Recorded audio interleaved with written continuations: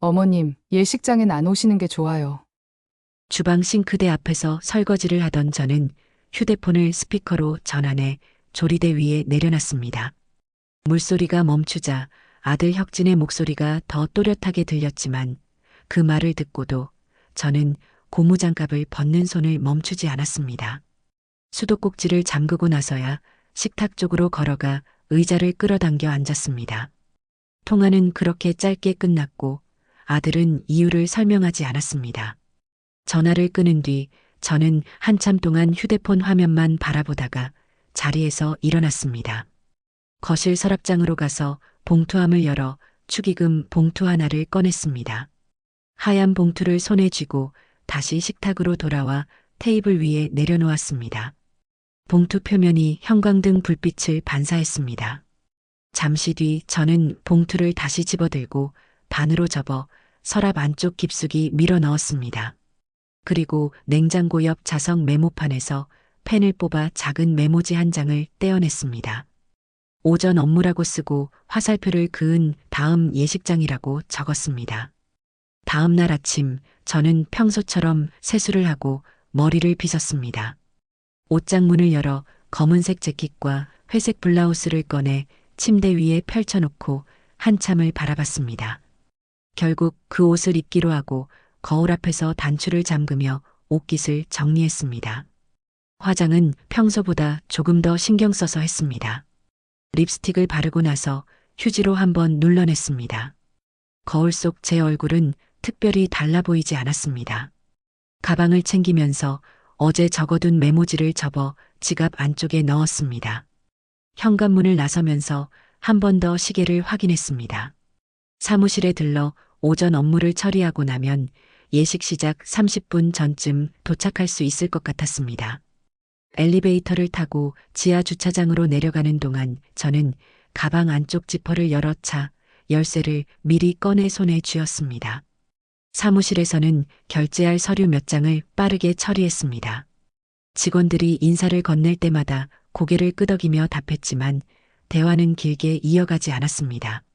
책상 위 서류철을 정리하고 컴퓨터 전원을 끈 뒤 가방을 들고 다시 주차장으로 내려갔습니다. 차 문을 열고 운전석에 앉아 안전벨트를 매면서 계기판에 시계를 봤습니다. 예정보다 조금 일찍 출발하게 됐습니다. 시동을 걸자 내비게이션 화면이 켜졌습니다. 최근 목적지 목록을 지우고 새로 검색창을 열어 웨딩홀 이름을 입력했습니다. 화면에 경로가 표시되고 예상 소요 시간이 떴습니다. 저는 기어를 뒤단으로 넣고 천천히 주차장을 빠져나갔습니다. 차가 지상으로 올라오자 햇빛이 앞 유리를 비췄고 저는 선바이저를 내려 눈부심을 가렸습니다. 도로는 생각보다 막히지 않았습니다.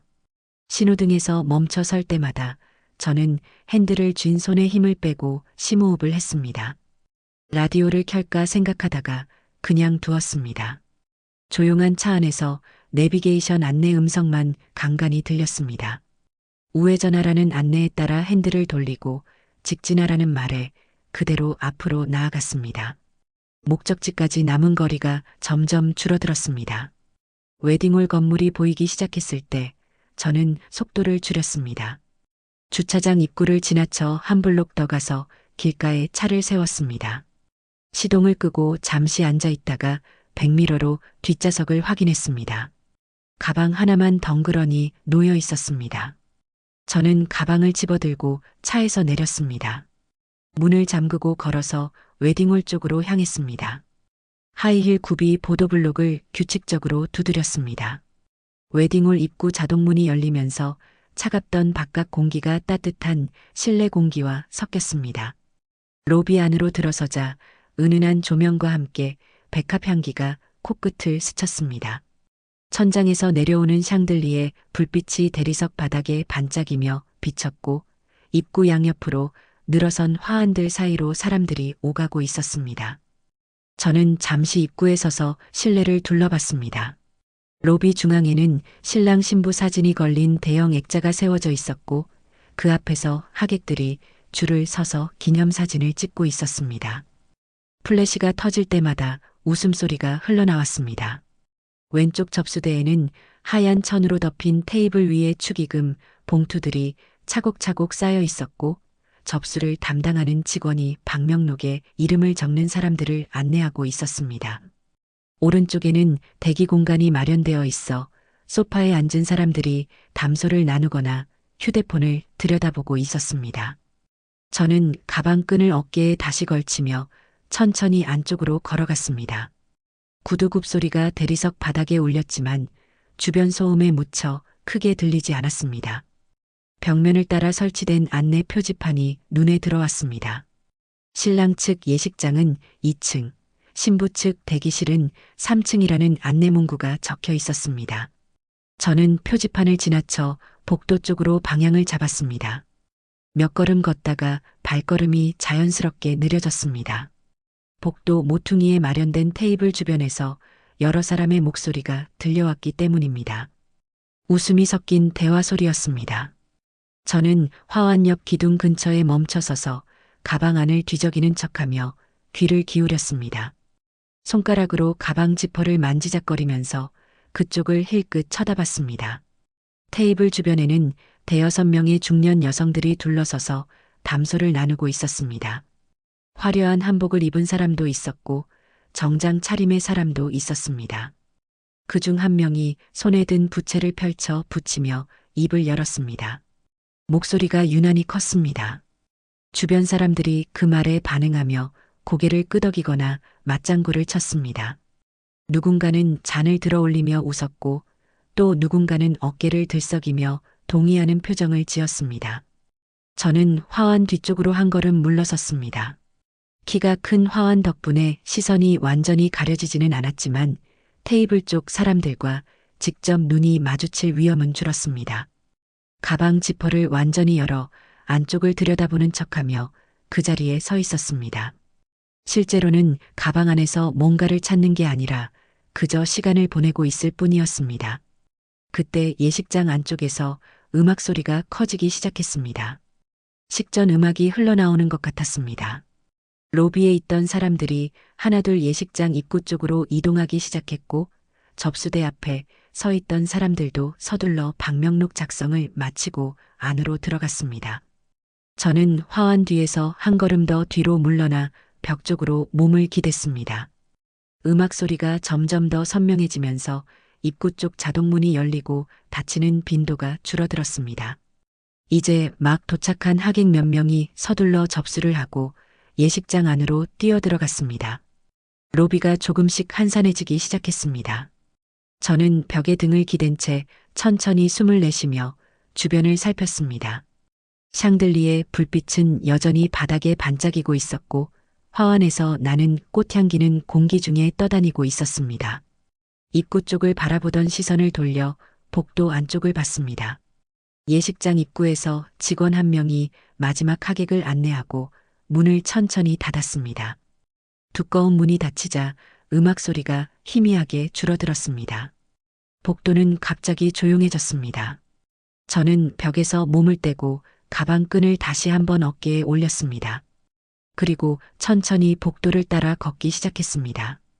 복도 끝에는 비상구 표시등이 녹색으로 빛나고 있었습니다. 그 옆으로 화장실 안내 표지판도 보였습니다. 저는 비상구 쪽으로 방향을 잡고 걸어가다가 중간쯤에서 멈춰 섰습니다. 손목시계를 들어 시간을 확인했습니다. 예식 시작 시간이 거의 다 됐습니다. 아니, 이미 시작했을 시간이었습니다. 다시 걷기 시작했습니다. 복도 양쪽 벽에는 이전 예식들의 사진이 액자에 담겨 걸려 있었습니다. 행복한 얼굴들이 프레임 안에서 웃고 있었습니다. 저는 그 사진들을 흘끗흘끗 보면서 걸었습니다. 복도 끝에 다다르자 오른쪽으로 꺾이는 모퉁이가 나타났습니다. 그쪽으로 돌아서니 연회장 입구가 보였습니다. 연회장 문 앞에는 웨딩홀 직원 2명이 서서 테이블 배치도를 보며 뭔가를 점검하고 있었습니다. 한 명은 클립보드를 들고 있었고 다른 한 명은 무전기를 귀에 대고 누군가와 통화하고 있었습니다. 저는 그들 옆을 지나쳐 더 안쪽으로 걸어갔습니다. 직원들은 저를 쳐다보지 않았습니다. 바쁜 일정 속에서 지나가는 하객 한 명에 신경 쓸 여유가 없어 보였습니다. 연회장을 지나자 다시 복도가 이어졌습니다. 이쪽은 아까보다 조명이 어두웠습니다. 벽면에는 비상구 안내 표지가 붙어 있었고 천장에는 스프링쿨러가 일정한 간격으로 설치되어 있었습니다. 저는 그 복도를 따라 걸으며 비상구 문을 찾았습니다. 얼마 걷지 않아 녹색 비상구 표시등 아래 회색 철문이 나타났습니다. 문 손잡이에 손을 뻗으려던 순간 뒤에서 급하게 다가오는 발소리가 들렸습니다. 구두굽이 바닥을 두드리는 소리였습니다. 빠른 걸음이었습니다. 저는 손잡이를 잡은 채 뒤를 돌아봤습니다. 복도 저쪽에서 누군가 이쪽을 향해 걸어오고 있었습니다. 역광 때문에 얼굴은 잘 보이지 않았지만 여성이라는 것은 확실했습니다. 복도 저편에서 걸어오는 실루엣이 점점 가까워지면서 얼굴이 선명해졌습니다. 며느리 강소희였습니다. 하얀 드레스는 아니었지만 연한 베이지색 원피스를 입고 있었고 머리는 단정하게 올려 묶어 목선이 드러나 있었습니다. 손에는 작은 클러치백을 쥐고 있었습니다. 저는 비상구 문 손잡이를 잡은 채 그대로 서서 그녀가 다가오는 것을 지켜봤습니다. 소희의 표정은 처음에는 잘 보이지 않았습니다. 복도 조명이 어두웠고 역광 때문에 얼굴 윤곽만 희미하게 보였습니다. 하지만 거리가 좁혀지면서 그녀의 눈빛이 보이기 시작했습니다. 놀람도 아니고 당황도 아닌 뭔가 다른 감정이 섞인 표정이었습니다. 입술은 굳게 다물어져 있었고 걸음은 빨랐지만 뛰는 것은 아니었습니다. 마치 예정된 일을 처리하러 가는 사람처럼 단호한 걸음걸이였습니다. 저는 손잡이를 놓고 몸을 완전히 돌려 그녀를 마주봤습니다. 가방 끈이 어깨에서 미끄러져 내려왔지만 다시 올리지 않았습니다. 그냥 그대로 팔에 걸친 채 두 손을 자연스럽게 내려놓고 섰습니다. 소희는 제 앞 서너 걸음 거리에서 멈춰 섰습니다. 그녀의 숨소리가 들릴 정도로 가까운 거리였습니다. 잠시 침묵이 흘렀습니다. 복도는 여전히 조용했고 멀리서 희미하게 들리는 예식장 음악 소리만이 공간을 채우고 있었습니다. 소희는 저를 똑바로 바라봤습니다. 제 시선을 피하지 않았습니다. 오히려 정면으로 마주보며 입을 열 준비를 하는 것처럼 보였습니다. 하지만 말은 바로 나오지 않았습니다. 그녀는 한 번 깊게 숨을 들이쉬고 천천히 내쉬었습니다. 저도 말을 하지 않았습니다. 먼저 말을 걸 이유가 없었습니다. 이곳에 온 것도 제 선택이었고 여기 서 있는 것도 제 의지였습니다. 소희가 무슨 말을 하든 들을 준비는 되어 있었습니다. 제 표정은 평소와 크게 다르지 않았을 것입니다. 놀라지도 당황하지도 않은 얼굴로 그저 그녀를 바라보고 있었습니다. 소희가 한 걸음 더 다가왔습니다. 이제 팔을 뻗으면 닿을 거리였습니다. 그녀의 눈빛이 더 또렷해졌습니다. 화가 났다기보다는 무언가 단단히 결심한 사람의 눈빛이었습니다. 입술이 살짝 떨렸지만 목소리가 나올 때는 떨림이 없었습니다. 차갑고 낮은 목소리였습니다. 어디 계세요? 휴대폰을 꺼내든 소희의 손이 미세하게 떨리는 것을 저는 놓치지 않았습니다. 화면을 켜고 뭔가를 확인하는 듯 했지만 실제로는 전화를 걸지 않았습니다. 그저 손에 휴대폰을 쥐고 있는 것만으로도 무언가 행동을 취하고 있다는 느낌을 주려는 것 같았습니다. 저는 그 모습을 보면서 대답하지 않았습니다. 소희의 시선이 제 얼굴에서 제 손으로 그리고 다시 제 눈으로 옮겨갔습니다. 무언가 확인하려는 듯한 시선이었습니다. 제가 왜 여기 있는지, 무엇을 하려고 하는지 파악하려는 눈빛이었습니다. 하지만 저는 아무런 설명도 하지 않았습니다. 설명할 필요를 느끼지 못했기 때문입니다. 휴대폰 화면이 꺼지고 소희는 그것을 클러치백 안에 다시 넣었습니다. 그리고 제 옆을 지나쳐 비상구 문 쪽으로 시선을 돌렸습니다. 녹색 표시등이 그녀의 얼굴을 희미하게 비쳤습니다. 그녀는 문을 보다가 다시 저를 돌아봤습니다. 이번에는 조금 다른 표정이었습니다. 경계하는 듯한 혹은 무언가 결정을 내린 듯한 표정이었습니다. 저는 여전히 움직이지 않았습니다. 가방을 든 손에 조금 힘이 들어갔지만 겉으로는 티가 나지 않았을 것입니다. 호흡도 평소와 같았고 자세도 흐트러지지 않았습니다. 소희가 다시 한 걸음 다가와 제 바로 앞에 섰습니다. 이제는 서로의 체온까지 느껴질 만큼 가까운 거리였습니다. 그녀는 입술을 한번 깨물었습니다. 뭔가 말하려다가 참는 것처럼 보였습니다. 손가락이 클러치백 가장자리를 꽉 쥐었다 폈다를 반복했습니다. 복도 끝에서 누군가의 발소리가 들려왔습니다. 웨딩홀 직원으로 보이는 사람이 이쪽으로 걸어오고 있었습니다. 소희는 그쪽을 힐끗 보더니 저를 다시 봤습니다. 말없이 저는 그녀의 시선을 받아냈습니다. 눈을 피하지 않고 정면으로 마주 봤습니다. 직원의 발소리가 점점 가까워졌고 소희는 급하게 비상구 문 손잡이를 잡았습니다. 문이 열리며 계단 쪽 냉기가 복도로 흘러들어왔습니다. 그녀는 저를 보며 턱으로 문 안쪽을 가리켰습니다. 저는 잠시 망설였습니다. 비상구 안으로 들어가는 것이 좋은 선택인지 확신할 수 없었습니다. 하지만 복도에서 직원과 마주치는 것도 피하고 싶었습니다. 결국 저는 소희가 열어놓은 문 안으로 들어섰습니다. 계단참의 차가운 공기가 얼굴을 감쌌습니다. 소희도 뒤따라 들어와 문을 닫았습니다. 닫히는 문소리가 계단실에 울렸습니다. 비상구 안은 복도보다 훨씬 어두웠습니다. 비상등만이 희미하게 켜져 있어 계단의 윤곽만 겨우 볼 수 있었습니다. 벽은 콘크리트 그대로였고 손잡이는 차가운 쇠로 되어 있었습니다. 위층에서 식전 영상 음악이 희미하게 들려왔습니다. 아래층에서는 직원들이 이동하며 대화하는 소리가 메아리쳤습니다. 소희는 문을 등지고 섰습니다. 저는 계단 손잡이 근처에 서서 그녀를 봤습니다. 좁은 계단참에서 두 사람이 마주 서자 공간이 더욱 좁게 느껴졌습니다. 소희의 숨소리가 또렷하게 들렸습니다. 조금 가빠진 숨이었습니다. 아마 서둘러 걸어왔기 때문일 것입니다. 그녀는 클러치백에서 다시 휴대폰을 꺼냈습니다. 이번에는 실제로 화면을 켜고 뭔가를 조작했습니다. 메시지함을 여는 것 같았습니다. 화면의 푸른 빛이 그녀의 얼굴을 비췄습니다. 저는 그 모습을 보면서 계단 손잡이에 손을 올렸습니다.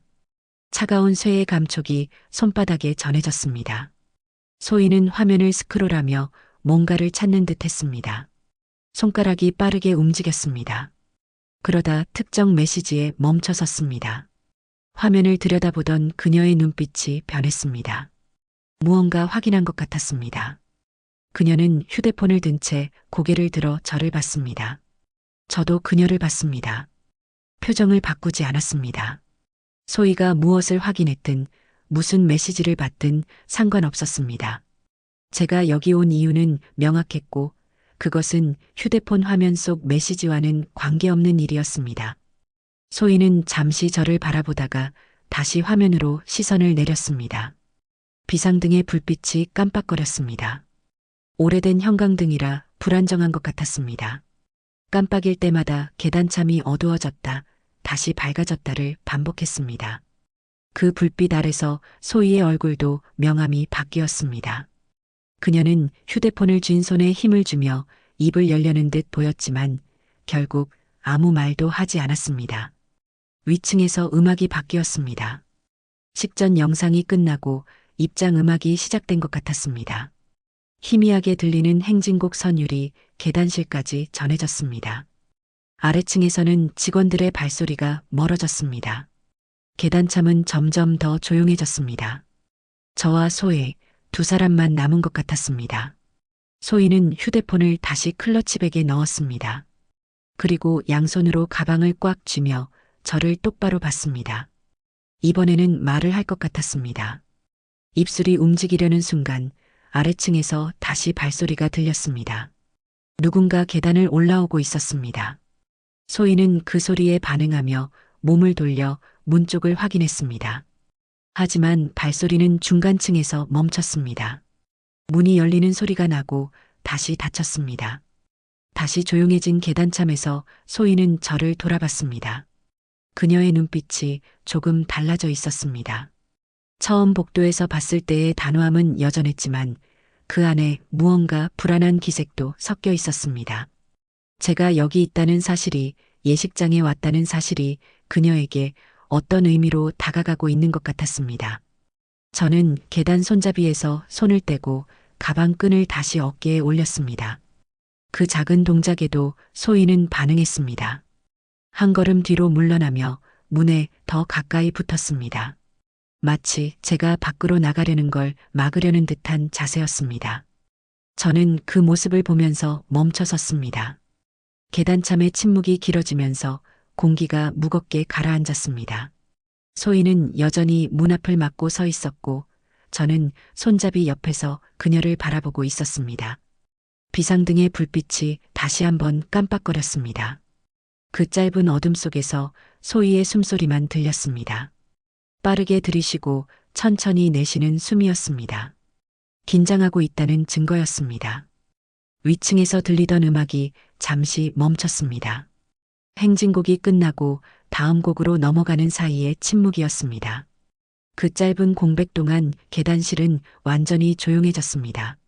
저는 가방을 든 손의 위치를 바꾸지 않았고 소희도 움직이지 않았습니다. 두 사람 모두 상대방이 다음에 무엇을 할지 기다리고 있었습니다. 새로운 음악이 시작됐습니다. 부드러운 피아노 선율이 희미하게 계단실까지 흘러들어왔습니다. 아마 신랑 신부가 입장하는 순간일 것입니다.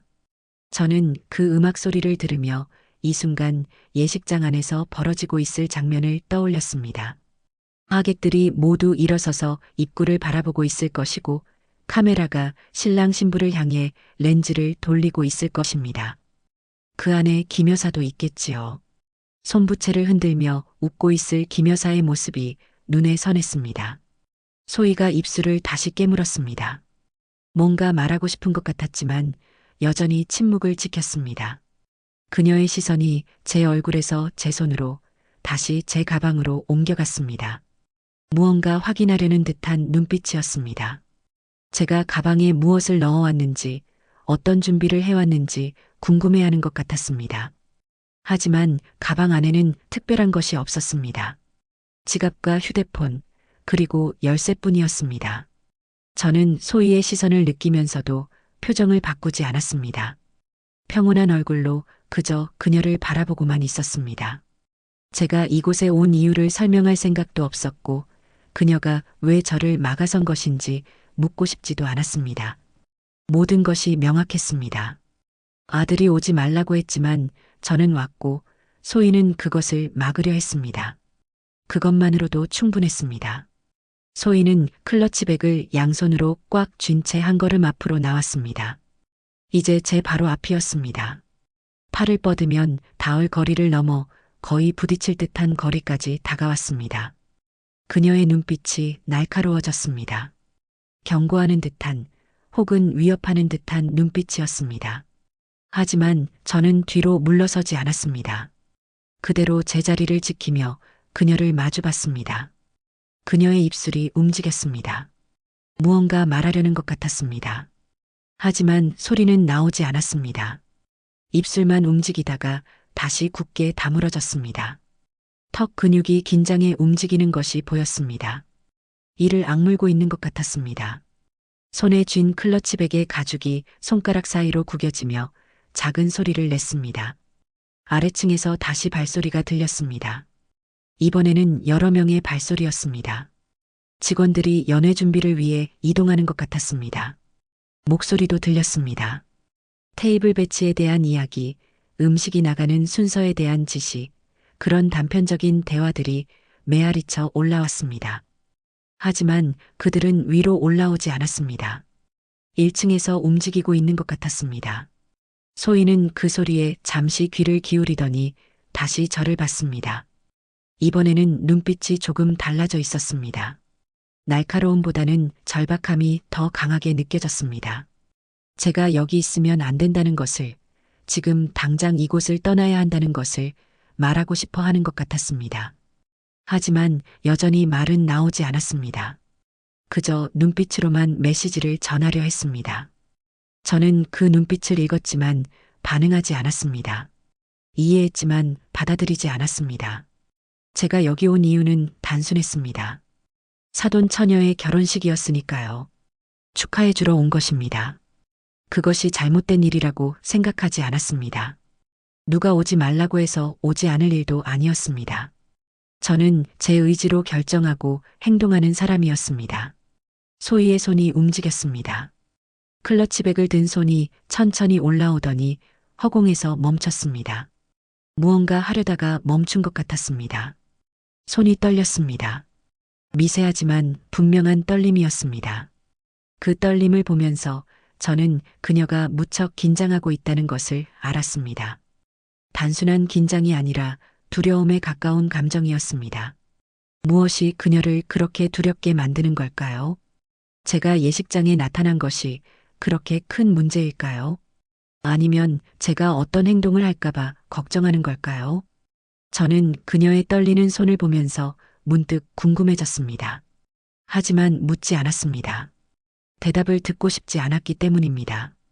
그녀의 두려움이 무엇이든 제게는 중요하지 않았습니다. 손이 다시 내려왔습니다. 소희는 클러치백을 다시 배 앞에서 양손으로 쥐었습니다. 그리고 한번 크게 숨을 들이쉬었습니다. 마음을 정리하는 것 같았습니다. 무언가 결정을 내린 듯 보였습니다. 그녀의 눈빛이 다시 날카로워졌습니다. 이번에는 확고한 결심이 담긴 눈빛이었습니다. 위층의 음악이 바뀌었습니다. 느린 피아노 곡에서 조금 더 밝은 분위기의 곡으로 넘어갔습니다. 아마 주례사가 시작되거나 서약 순서로 넘어가는 것 같았습니다. 시간이 흐르고 있었습니다. 예식은 진행되고 있었고 저와 소희는 이 어두운 계단참에서 대치하고 있었습니다. 소희가 몸을 약간 틀어 문 손잡이에 손을 댔습니다. 문을 열려는 것 같았습니다. 저를 밖으로 내보내려는 걸까요? 아니면 자신이 나가려는 걸까요? 손잡이를 잡은 그녀의 손이 잠시 멈췄습니다. 그리고 다시 저를 돌아봤습니다. 입이 열렸습니다. 이번에는 소리가 나올 것 같았습니다. 사도는 시골에 계셔서 이런 데 오실 분이 아니에요. 복도 너머 로비에서 들려온 목소리였습니다. 김 여사의 목소리였습니다. 예식이 아직 끝나지 않았는데 벌써 로비로 나온 것 같았습니다.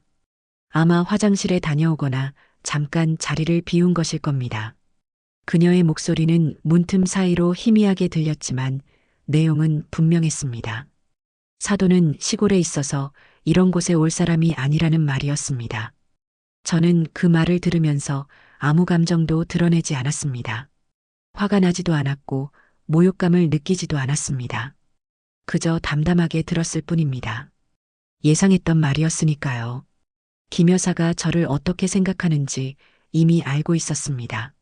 아들이 전화로 예식장에 오지 말라고 했을 때부터 짐작하고 있었습니다. 소희의 표정이 순간적으로 굳어졌습니다. 김 여사의 목소리를 들은 것입니다. 그녀도 그 말을 들었습니다. 저에 대한 모욕적인 말을 들었습니다. 그녀의 눈빛이 흔들렸습니다. 당황한 것 같았습니다. 제가 어떤 반응을 보일지 걱정하는 눈빛이었습니다. 하지만 저는 아무 말도 하지 않았습니다. 아무 행동도 하지 않았습니다. 그저 계단 손잡이 옆에 서서 소희를 바라보고만 있었습니다. 제 침묵이 오히려 그녀를 더 불안하게 만드는 것 같았습니다. 화를 내거나 항의하는 것보다 아무 반응 없이 서 있는 것이 더 두렵게 느껴지는 모양이었습니다. 로비에서 웃음소리가 들렸습니다. 김 여사의 말에 주변 사람들이 웃고 있었습니다. 손님들이었을 겁니다. 친척들이나 지인들이 김 여사의 농담 섞인 말에 동조하며 웃고 있었습니다. 그 웃음소리가 복도를 타고 계단실까지 흘러들어왔습니다. 희미했지만 분명하게 들렸습니다. 소희는 문 손잡이를 놓았습니다. 그리고 두 손으로 클러치백을 다시 쥐며 한 걸음 뒤로 물러섰습니다. 저와의 거리가 조금 벌어졌습니다. 그녀는 입술을 깨물며 시선을 바닥으로 내렸습니다. 무언가 생각하는 것 같았습니다. 어떻게 해야 할지 고민하는 것 같았습니다. 저는 그 모습을 보면서 가방 끈을 어깨에서 내렸습니다. 손에 들고 있기로 했습니다. 조금 더 편한 자세였습니다. 가방의 무게가 팔에 느껴졌습니다. 가볍지 않았지만 견딜만 했습니다.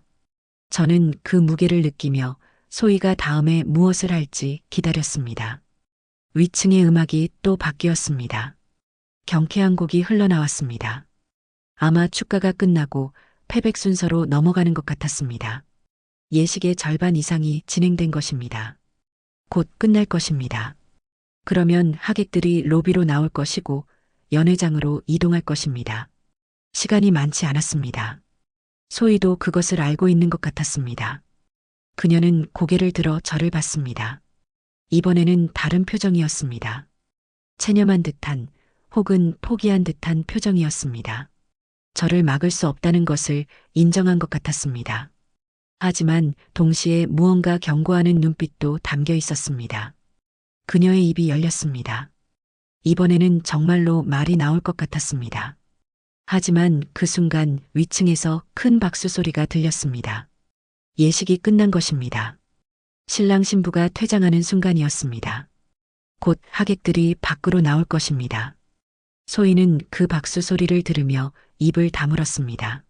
말하려던 것을 다시 삼킨 것입니다.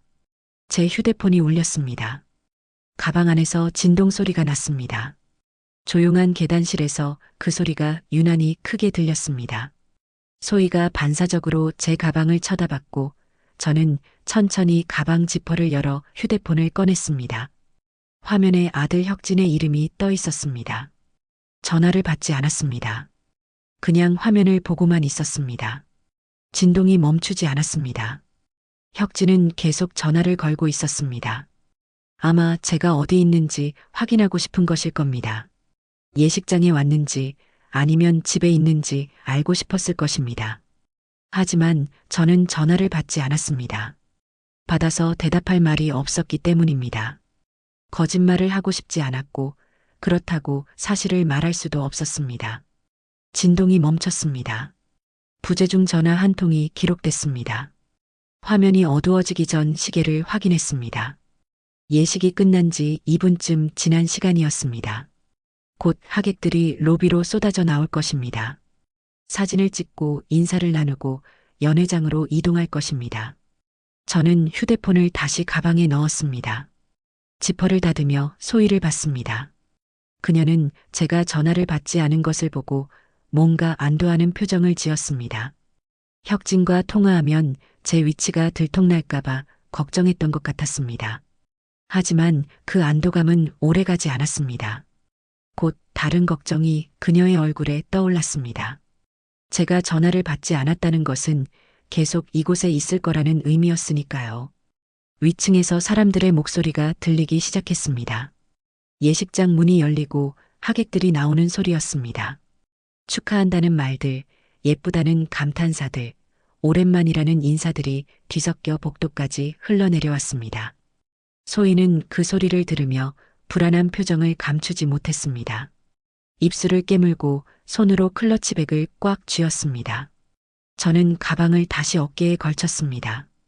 그리고 계단 손잡이에서 한 걸음 떨어져 섰습니다. 소희는 제 움직임에 민감하게 반응했습니다. 몸을 더 문 쪽으로 기울이며 제가 나가지 못하도록 막으려는 자세를 취했습니다. 하지만 저는 문 쪽으로 가지 않았습니다. 그냥 계단 중앙에 서서 위층을 올려다봤습니다. 천장 너머로 발소리가 들렸습니다. 여러 사람이 복도를 걷는 소리였습니다. 구두 굽소리, 운동화 소리, 아이들의 뛰는 소리까지 섞여 들렸습니다. 로비가 시끌벅적해질 것입니다. 사람들로 가득 찰 것입니다. 그 속에 김 여사도 있을 것이고 혁진도 있을 것입니다. 신랑 신부는 로비 중앙에서 하객들과 기념사진을 찍고 있겠지요. 소희가 휴대폰을 다시 꺼냈습니다. 화면을 켜고 뭔가를 확인했습니다. 아마 혁진에게서 온 메시지일 것입니다. 그녀의 표정이 더 굳어졌습니다. 메시지 내용이 좋지 않은 것 같았습니다. 손가락으로 빠르게 답장을 입력했습니다. 화면의 푸른 빛이 그녀의 얼굴을 비추며 그림자를 만들었습니다. 답장을 보내고 나서 소희는 휴대폰을 내려다보며 기다렸습니다. 답장이 올 때까지 기다리는 것 같았습니다. 몇 초가 지났고 화면에 새 메시지가 떴습니다. 그녀는 그것을 읽고 한숨을 내쉬었습니다. 그리고 휴대폰을 클러치백에 넣으며 저를 봤습니다. 눈빛이 더욱 절박해져 있었습니다. 로비에서 김 여사의 목소리가 다시 들렸습니다. 이번에는 더 가까운 곳에서였습니다. 아마 예식장에서 나와 로비로 온 것 같았습니다. 누군가와 인사를 나누는 소리였습니다. 웃음 섞인 대화였습니다. 그녀는 즐거워하고 있었습니다. 자기 처녀의 결혼식이 잘 끝나서 만족스러워하는 것 같았습니다. 저는 그 소리를 들으며 벽에 등을 기댔습니다. 계단실 벽은 차가웠습니다. 콘크리트의 냉기가 옷을 통해 등으로 전해졌습니다. 하지만 불쾌하지 않았습니다. 오히려 정신이 맑아지는 느낌이었습니다. 저는 눈을 감고 잠시 숨을 고르며 로비에서 들려오는 소리들에 귀를 기울였습니다. 김 여사가 누군가에게 사돈 이야기를 또 하고 있었습니다. 시골에 계셔서 오시기 힘들다는 말이었습니다. 멀어서 오시기 어렵다는 둥, 연세가 있으셔서 장거리 이동이 부담스럽다는 둥, 그런 말들이었습니다. 듣는 사람들은 그래요, 그러시겠어요, 하며 맞장구를 쳤습니다. 누구도 의심하지 않았습니다. 모두 그 말을 믿는 것 같았습니다. 눈을 뜨고 소희를 봤습니다. 그녀도 김 여사의 말을 듣고 있었습니다. 표정이 복잡했습니다. 미안함과 불안함이 섞인 표정이었습니다. 제게 미안해하면서도 동시에 제가 어떻게 반응할까 불안해하는 얼굴이었습니다. 그녀는 제 시선과 마주치자 고개를 돌렸습니다. 저를 똑바로 보지 못하는 것 같았습니다. 제 휴대폰이 다시 울렸습니다. 이번에는 메시지였습니다. 진동이 짧게 2번 울렸습니다. 가방을 열어 확인하지 않았습니다. 혁진에게서 온 메시지일 것이 분명했습니다. 어디 있냐고, 왜 전화를 안 받냐고, 그런 내용일 것입니다. 저는 휴대폰을 꺼내지 않았습니다. 확인할 필요를 느끼지 못했습니다. 위층의 소음이 점점 커졌습니다. 더 많은 사람들이 로비로 나온 것 같았습니다. 아이들의 울음소리도 들렸습니다. 피곤해서 보채는 소리였습니다. 엄마로 보이는 여자가 아이를 달래는 목소리가 들렸습니다. 조금만 참으라고, 곧 밥 먹으러 간다고 타이르는 소리였습니다. 소희는 여전히 문 앞을 지키고 서 있었습니다. 하지만 그녀의 자세가 조금씩 무너지고 있었습니다. 처음처럼 단호하게 서 있지 못하고 있었습니다. 어깨가 처지고 고개가 약간 숙여졌습니다. 지친 것 같았습니다. 저를 계속 막고 있는 것이 힘든 것 같았습니다. 저는 벽에서 몸을 떼고 한 걸음 앞으로 나아갔습니다. 소희는 그 움직임에 반응해 고개를 들었습니다. 경계하는 눈빛이었습니다. 하지만 저는 문 쪽으로 가지 않았습니다. 대신 계단 아래쪽을 향해 몇 걸음 내려갔습니다. 1층으로 내려가는 계단이었습니다. 소희가 당황한 표정을 지었습니다. 제가 위로 올라가거나 문을 열고 나갈 거라고 예상했던 것 같았습니다. 하지만 저는 아래로 내려가고 있었습니다. 그녀는 잠시 망설이다가 저를 따라 계단을 내려오기 시작했습니다. 구두굽 소리가 계단에 울렸습니다. 1층 계단참에 도착했습니다. 여기는 로비와 직접 연결되는 층이었습니다. 문 너머로 사람들의 목소리가 더 선명하게 들렸습니다. 웃음소리, 대화소리, 아이들의 떠드는 소리가 뒤섞여 있었습니다. 저는 그 문 앞에 서서 잠시 귀를 기울였습니다. 소희가 제 뒤에 섰습니다. 숨소리가 거칠었습니다. 계단을 내려오느라 숨이 찬 것 같았습니다. 아니면 긴장해서 그런 것일 수도 있었습니다. 그녀는 제 어깨 너머로 문을 바라봤습니다. 저와 같은 방향을 보고 있었지만 같은 생각을 하고 있지는 않을 것입니다. 저는 문 손잡이에 손을 올렸습니다. 차가운 금속의 감촉이 손바닥에 전해졌습니다. 소희의 숨소리가 더 빨라졌습니다. 제가 문을 열고 나갈까봐 긴장하는 것 같았습니다. 하지만 저는 손잡이를 당기지 않았습니다. 그냥 손을 올려놓고만 있었습니다. 로비에서 김 여사의 웃음소리가 크게 들렸습니다. 유난히 큰 웃음이었습니다. 주변 사람들도 따라 웃었습니다. 무슨 재미있는 이야기를 한 것 같았습니다. 그 웃음소리가 문을 통해 계단실까지 전해졌습니다. 저는 그 소리를 들으며 손잡이를 쥔 손에 힘을 주었습니다. 소희가 제 팔을 잡았습니다. 급하게 손을 뻗어 제 팔목을 잡았습니다. 힘은 세지 않았지만 필사적이었습니다. 제발 나가지 말라는 무언의 메시지였습니다. 저는 그녀를 돌아봤습니다. 그녀의 눈에 눈물이 맺혀 있었습니다. 아직 흘러내리지 않았지만 곧 떨어질 것 같았습니다. 저는 소희의 손을 보았습니다. 떨리고 있었습니다. 제 팔목을 잡은 손이 미세하게 떨리고 있었습니다. 그 떨림을 느끼며 저는 손잡이에서 손을 뗐습니다. 문을 열지 않기로 했습니다. 아직은 아니었습니다. 지금이 때가 아니라는 것을 알았습니다. 소희는 제가 손잡이에서 손을 떼자 안도의 한숨을 내쉬었습니다. 제 팔목을 잡았던 손을 놓고 한 걸음 뒤로 물러섰습니다. 그리고 눈가를 손등으로 살짝 문질렀습니다. 눈물을 닦는 것이었습니다. 흘러내리기 전에 닦아내려는 것이었습니다. 저는 계단 손잡이를 잡고 다시 위층으로 올라가기 시작했습니다. 소희는 잠시 망설이다가 저를 따라 올라왔습니다. 두 사람 모두 말이 없었습니다. 구두굽 소리만 계단실에 울렸습니다. 2층 계단참을 지나 3층으로 올라갔습니다. 3층 계단참에는 창문이 하나 있었습니다. 작은 창문이었지만 바깥이 보였습니다. 주차장이 내려다 보였습니다. 차들이 빼곡하게 주차되어 있었습니다. 저는 그 창문 앞에 서서 바깥을 내려다봤습니다. 소희도 제 옆에 섰습니다. 주차장에서 사람들이 보였습니다. 예식이 끝나고 먼저 나온 하객들이었습니다. 차에 타기 전에 담배를 피우거나 전화 통화를 하고 있었습니다. 몇몇은 그냥 서서 다른 사람들을 기다리고 있었습니다. 평범한 결혼식 풍경이었습니다. 제 휴대폰이 또 울렸습니다. 이번에는 전화였습니다. 계속 울렸습니다. 혁진이 포기하지 않고 계속 전화를 걸고 있었습니다. 저는 가방에서 휴대폰을 꺼냈습니다. 화면을 확인했습니다. 예상대로 혁진이었습니다. 그리고 통화 버튼을 눌렀습니다. 어디 계세요? 혁진의 목소리가 들렸습니다. 급한 목소리였습니다. 걱정하는 것 같았습니다. 저는 창밖을 보며 대답했습니다.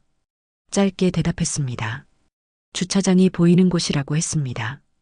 혁진은 잠시 침묵하더니 어디냐고 다시 물었습니다. 어느 주차장이냐고 물었습니다. 저는 대답하지 않았습니다. 그냥 통화를 끊었습니다. 전원 버튼을 눌러 휴대폰을 껐습니다. 화면이 어두워지며 완전히 꺼졌습니다. 더 이상 전화도 메시지도 오지 않을 것입니다. 저는 휴대폰을 가방에 넣고 다시 창밖을 내려다봤습니다. 소희가 저를 봤습니다. 뭔가 말하고 싶은 것 같았습니다. 하지만 말은 나오지 않았습니다. 그저 저를 바라보고만 있었습니다. 저도 그녀를 봤습니다. 두 사람의 시선이 마주쳤습니다. 오랜 침묵이 흘렀습니다. 창밖에서 바람이 불어와 유리창을 흔들었습니다.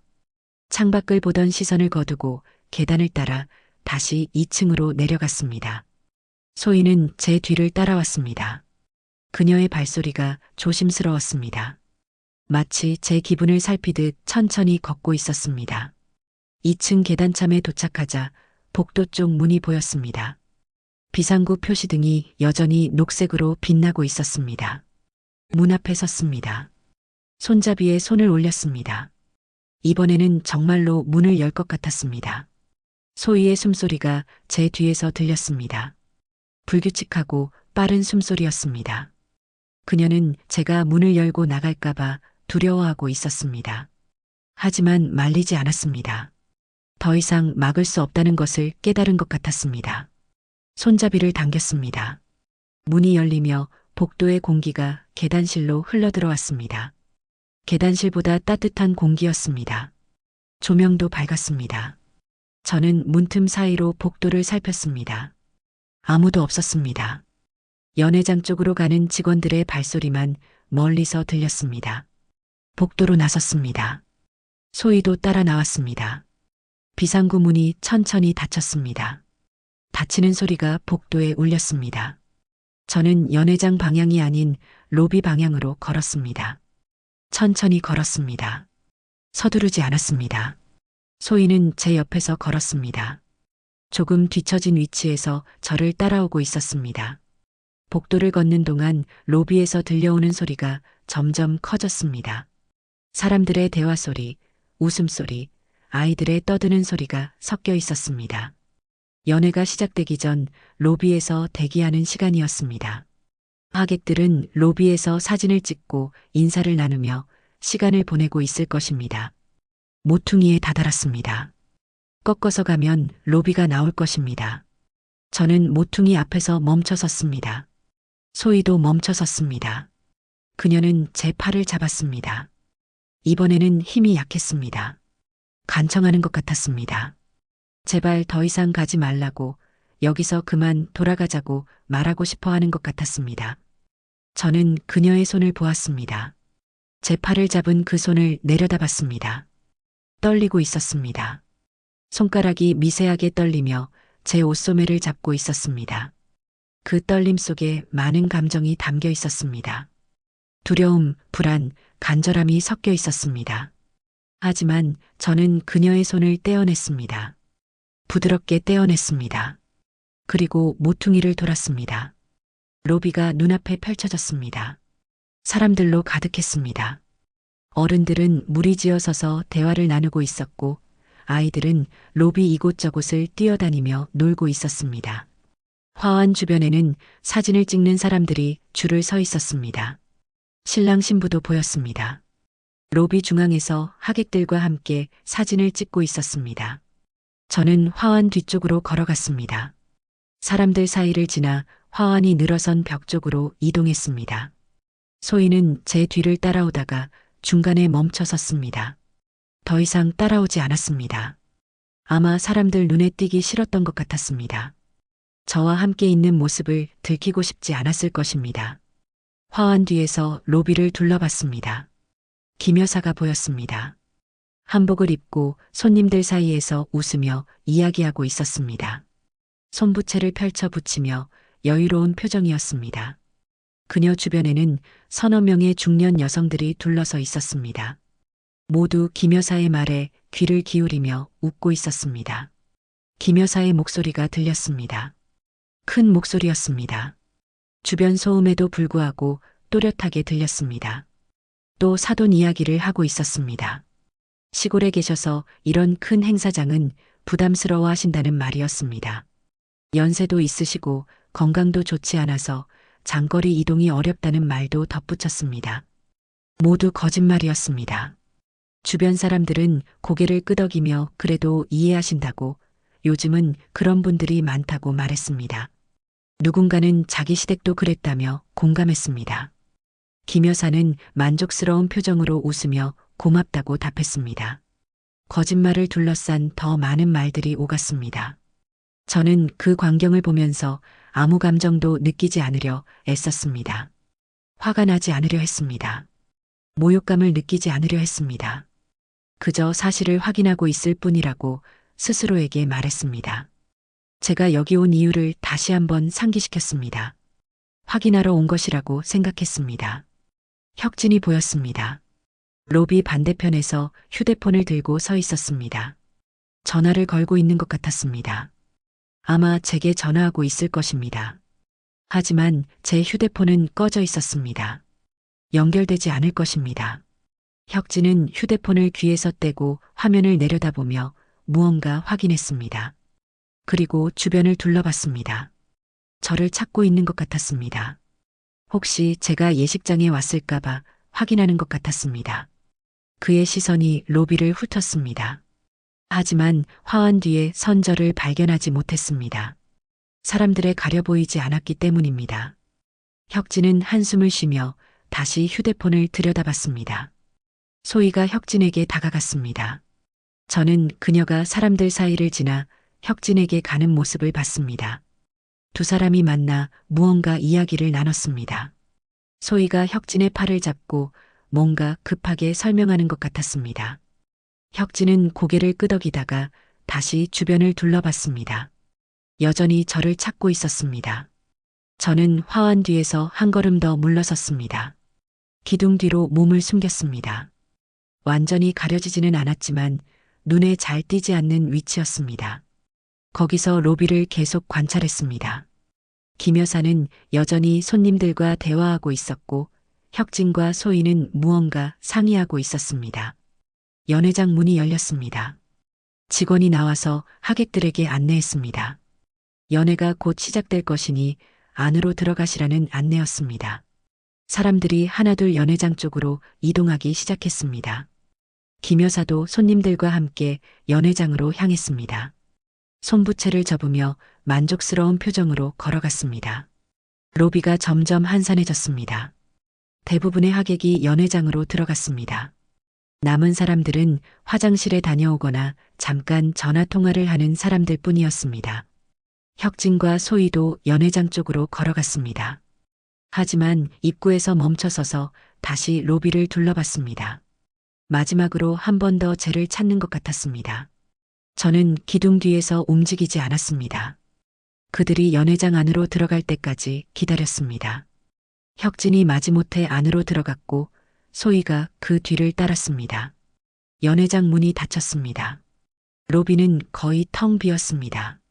접수대 직원들과 몇몇 늦게 온 하객들만 남아 있었습니다.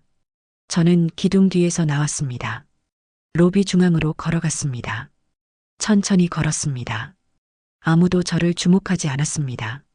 모두 각자의 일에 바빴습니다. 접수대 직원은 서류를 정리하고 있었고 늦게 온 하객들은 서둘러 방명록을 작성하고 있었습니다. 신랑 신부 사진이 걸린 액자 앞에 섰습니다. 사진 속 두 사람은 행복해 보였습니다. 웃고 있었습니다. 밝은 표정이었습니다. 저는 그 사진을 한참 바라봤습니다. 사돈 처녀의 얼굴을 자세히 봤습니다. 예쁜 얼굴이었습니다. 행복한 표정이었습니다. 연회장 쪽에서 음악이 흘러나오기 시작했습니다. 연회가 시작된 것입니다. 사회자의 목소리가 희미하게 들렸습니다. 신랑 신부를 소개하는 멘트였습니다. 박수 소리가 들렸습니다. 하객들이 박수를 치고 있었습니다. 저는 사진 앞에서 물러나 로비 소파에 앉았습니다. 가방을 무릎 위에 올려놓고 잠시 숨을 돌렸습니다. 로비는 조용했습니다. 연회장에서 들려오는 음악 소리만 희미하게 공간을 채우고 있었습니다. 천장의 샹들리에 불빛이 여전히 바닥에 반짝이고 있었습니다. 접수대 직원이 저를 쳐다봤습니다. 잠깐 시선이 마주쳤습니다. 그러나 곧 시선을 돌렸습니다. 특별히 신경 쓸 일이 없다고 판단한 것 같았습니다.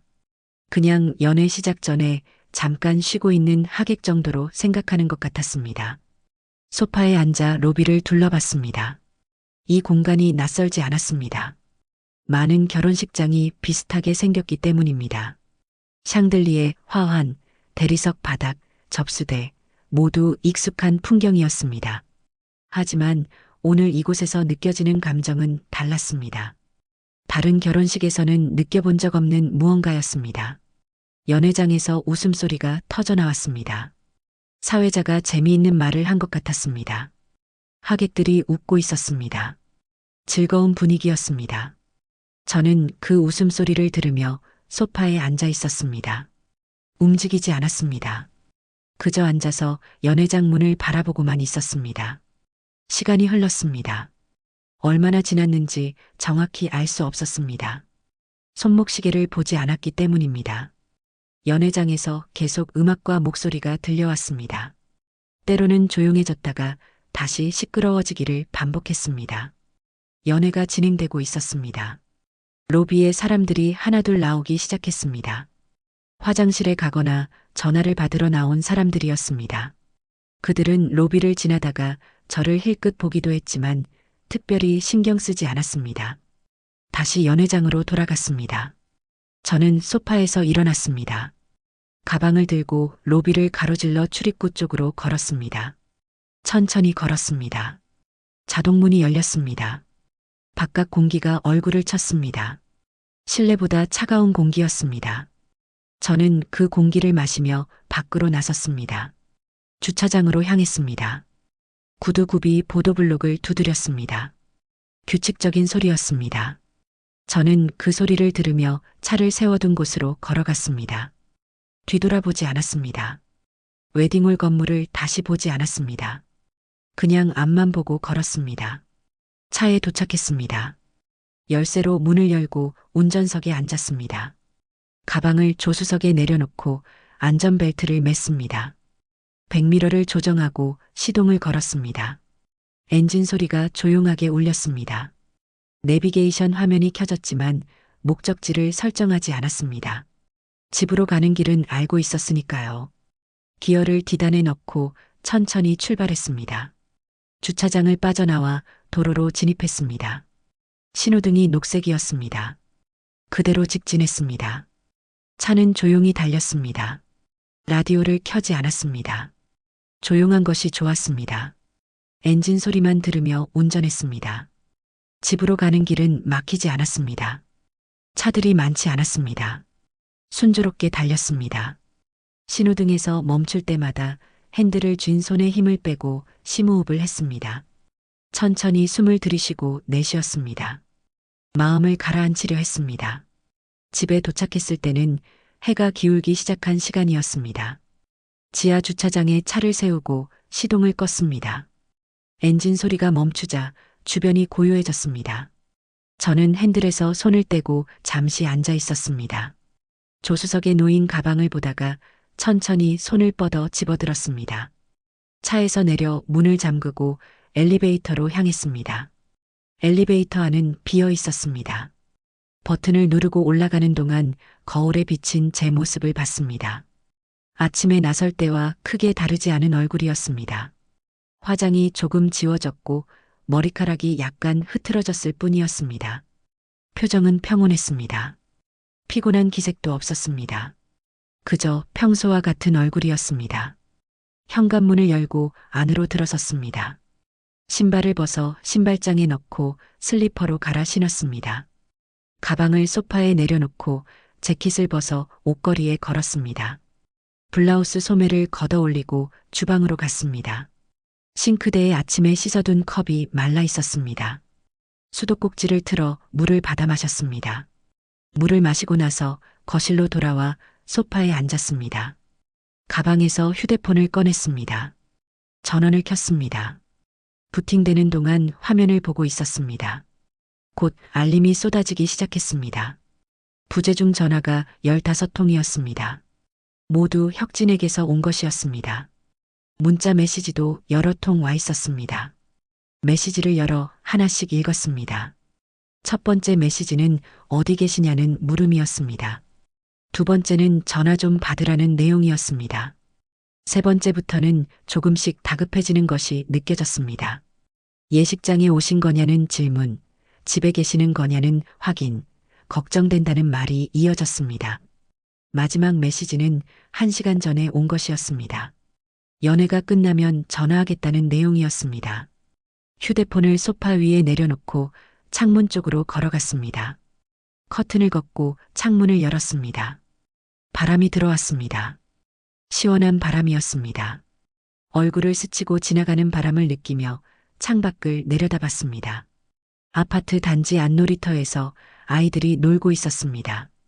그네를 타는 아이, 미끄럼틀을 타는 아이, 모래밭에서 노는 아이들이 보였습니다. 바람이 거실 안으로 깊숙이 들어와 커튼을 흔들었습니다. 커튼이 나풀거리며 움직였습니다. 저는 그 모습을 보면서 창가에 계속 서 있었습니다. 생각이 많았습니다. 오늘 있었던 일들이 머릿속에서 차례로 떠올랐습니다. 예식장 로비, 계단실, 소희의 떨리는 손, 김 여사의 웃음소리, 모든 것이 선명했습니다. 휴대폰이 울렸습니다. 전화였습니다. 창가에서 소파로 돌아가 휴대폰을 집어들었습니다. 혁진이었습니다. 연애가 끝난 것 같았습니다. 저는 통화 버튼을 누르지 않고 화면을 보고만 있었습니다. 전화벨이 계속 울렸습니다. 거실에 그 소리만 울려 퍼졌습니다. 결국 부재중으로 끊겼습니다. 곧 다시 전화가 왔습니다. 이번에는 받았습니다. 혁진의 목소리가 들렸습니다. 급한 목소리였습니다. 어디 계시냐고 물었습니다. 집에 계시냐고 물었습니다. 저는 창밖을 보며 집에 있다고 대답했습니다. 혁진은 잠시 침묵하다가 오늘 어디 가셨냐고 물었습니다. 저는 대답하지 않았습니다. 혁진이 다시 물었습니다. 예식장에 오신 거 아니냐고 물었습니다. 저는 여전히 대답하지 않았습니다. 침묵이 흘렀습니다. 혁진은 한숨을 쉬었습니다. 그리고 이따가 집에 가겠다고 말했습니다. 이야기할 게 있다고 했습니다. 저는 알았다고만 대답하고 전화를 끊었습니다. 휴대폰을 소파에 놓고 주방으로 갔습니다. 찬장에서 찻잔을 꺼내 싱크대에 놓았습니다. 물을 받아 씻었습니다. 말끔하게 씻어진 찻잔을 행주로 닦아 선반에 올려놓았습니다. 그리고 냉장고를 열어 안을 살폈습니다. 별로 먹고 싶은 게 없었습니다. 문을 닫고 식탁 의자에 앉았습니다. 식탁 위가 깨끗했습니다. 아침에 정리해둔 그대로였습니다. 저는 식탁 모서리에 손을 올리고 가만히 앉아 있었습니다. 시계를 봤습니다. 저녁 시간이었습니다. 하지만 배가 고프지 않았습니다. 뭔가 먹어야 한다는 생각도 들지 않았습니다. 그냥 앉아 있고 싶었습니다. 창문으로 들어온 바람이 식탁까지 닿았습니다. 머리카락이 살짝 흔들렸습니다. 저는 눈을 감았습니다. 오늘 하루를 돌이켜봤습니다. 아침에 옷을 고르던 순간부터 지금 이 자리에 앉아 있는 순간까지 모든 것이 떠올랐습니다. 후회는 없었습니다. 잘못된 선택을 했다는 생각도 들지 않았습니다. 다만 무언가 확인했다는 느낌만 있었습니다. 현관문 비밀번호 누르는 소리가 들렸습니다. 문이 열리는 소리가 이어졌습니다. 혁진이 들어오는 소리였습니다. 신발을 벗는 소리, 가방을 놓는 소리, 복도를 걷는 소리가 차례로 들렸습니다. 저는 눈을 뜨고 식탁에 앉은 채로 거실 쪽을 봤습니다.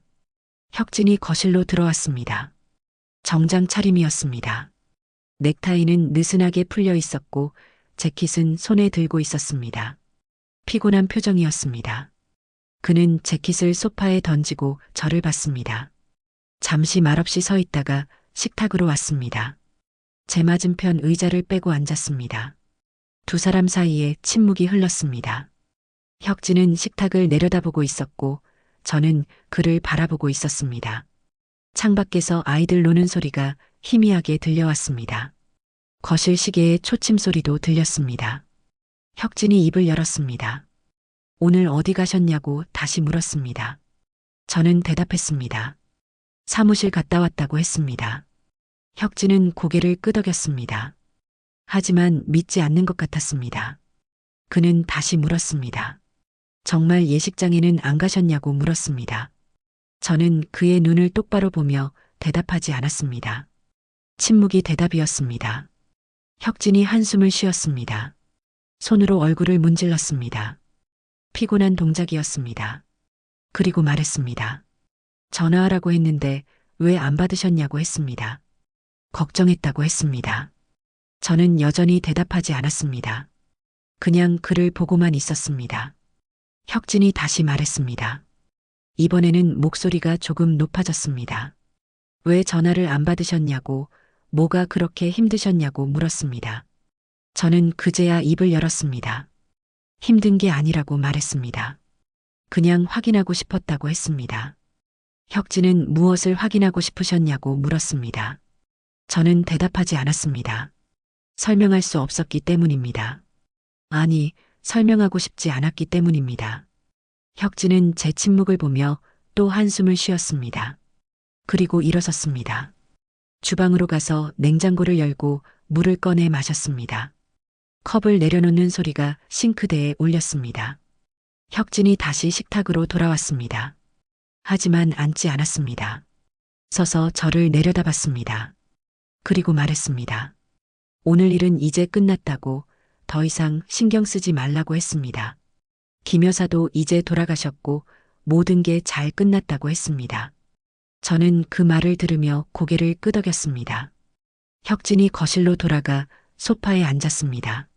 리모컨을 집어들고 텔레비전을 켰습니다. 뉴스가 나왔습니다. 앵커의 목소리가 거실에 울렸습니다. 혁진은 화면을 보는 척했지만 실제로는 집중하지 못하는 것 같았습니다. 자꾸 저를 힐끗힐끗 쳐다봤습니다. 저는 식탁에서 일어나 베란다로 갔습니다. 베란다 문을 열고 밖으로 나갔습니다. 난간에 손을 올리고 아래를 내려다봤습니다. 놀이터의 아이들이 이제 집으로 돌아가고 있었습니다. 엄마 손을 잡고 걸어가는 아이, 아빠 등에 업혀가는 아이, 혼자 뛰어가는 아이가 보였습니다. 해가 완전히 지고 있었습니다. 하늘이 주황빛에서 보라빛으로 변하고 있었습니다. 건물 사이로 마지막 햇살이 비쳤습니다. 저는 그 빛을 보면서 난간에 기댔습니다. 바람이 불었습니다. 조금 더 차가워진 바람이었습니다. 저녁 바람이었습니다. 베란다에 오래 서 있었습니다. 하늘이 완전히 어두워질 때까지 서 있었습니다. 별이 하나둘 나타나기 시작했습니다. 아파트 단지의 가로등이 켜졌습니다. 집집마다 불이 들어왔습니다. 저녁 시간이었습니다. 사람들이 집에 돌아와 저녁을 먹고 하루를 마무리하는 시간이었습니다. 거실에서 혁진이 저를 불렀습니다. 들어오시라고 했습니다. 저는 베란다 문을 닫고 안으로 들어갔습니다. 혁진은 여전히 소파에 앉아 있었습니다. 텔레비전은 켜져 있었지만 소리는 낮췄습니다. 그는 저를 보며 저녁 드시라고 했습니다. 제가 준비하겠다고 했습니다. 저는 고개를 저었습니다. 배가 고프지 않다고 말했습니다. 혁진은 그래도 뭐라도 드셔야 한다고 했습니다. 저는 다시 고개를 저으며 방으로 갔습니다. 방문을 닫고 침대에 앉았습니다. 옷을 갈아입지 않았습니다. 그냥 침대에 앉아 창밖을 봤습니다. 방 창문으로도 밤하늘이 보였습니다. 별들이 반짝이고 있었습니다. 달은 보이지 않았습니다. 구름에 가려진 것 같았습니다. 저는 창가로 가서 창문을 열었습니다. 바람이 들어왔습니다. 거실보다 더 시원한 바람이었습니다. 커튼이 흔들렸습니다. 침대로 돌아와 누웠습니다. 천장을 보며 누워 있었습니다. 눈을 감지 않았습니다. 천장의 하얀 면을 보고 있었습니다. 거실에서 혁진이 움직이는 소리가 들렸습니다. 부엌에 가는 소리, 냉장고를 여는 소리, 뭔가 꺼내는 소리가 희미하게 들려왔습니다. 시간이 흘렀습니다. 혁진이 방문을 두드렸습니다. 저는 대답하지 않았습니다.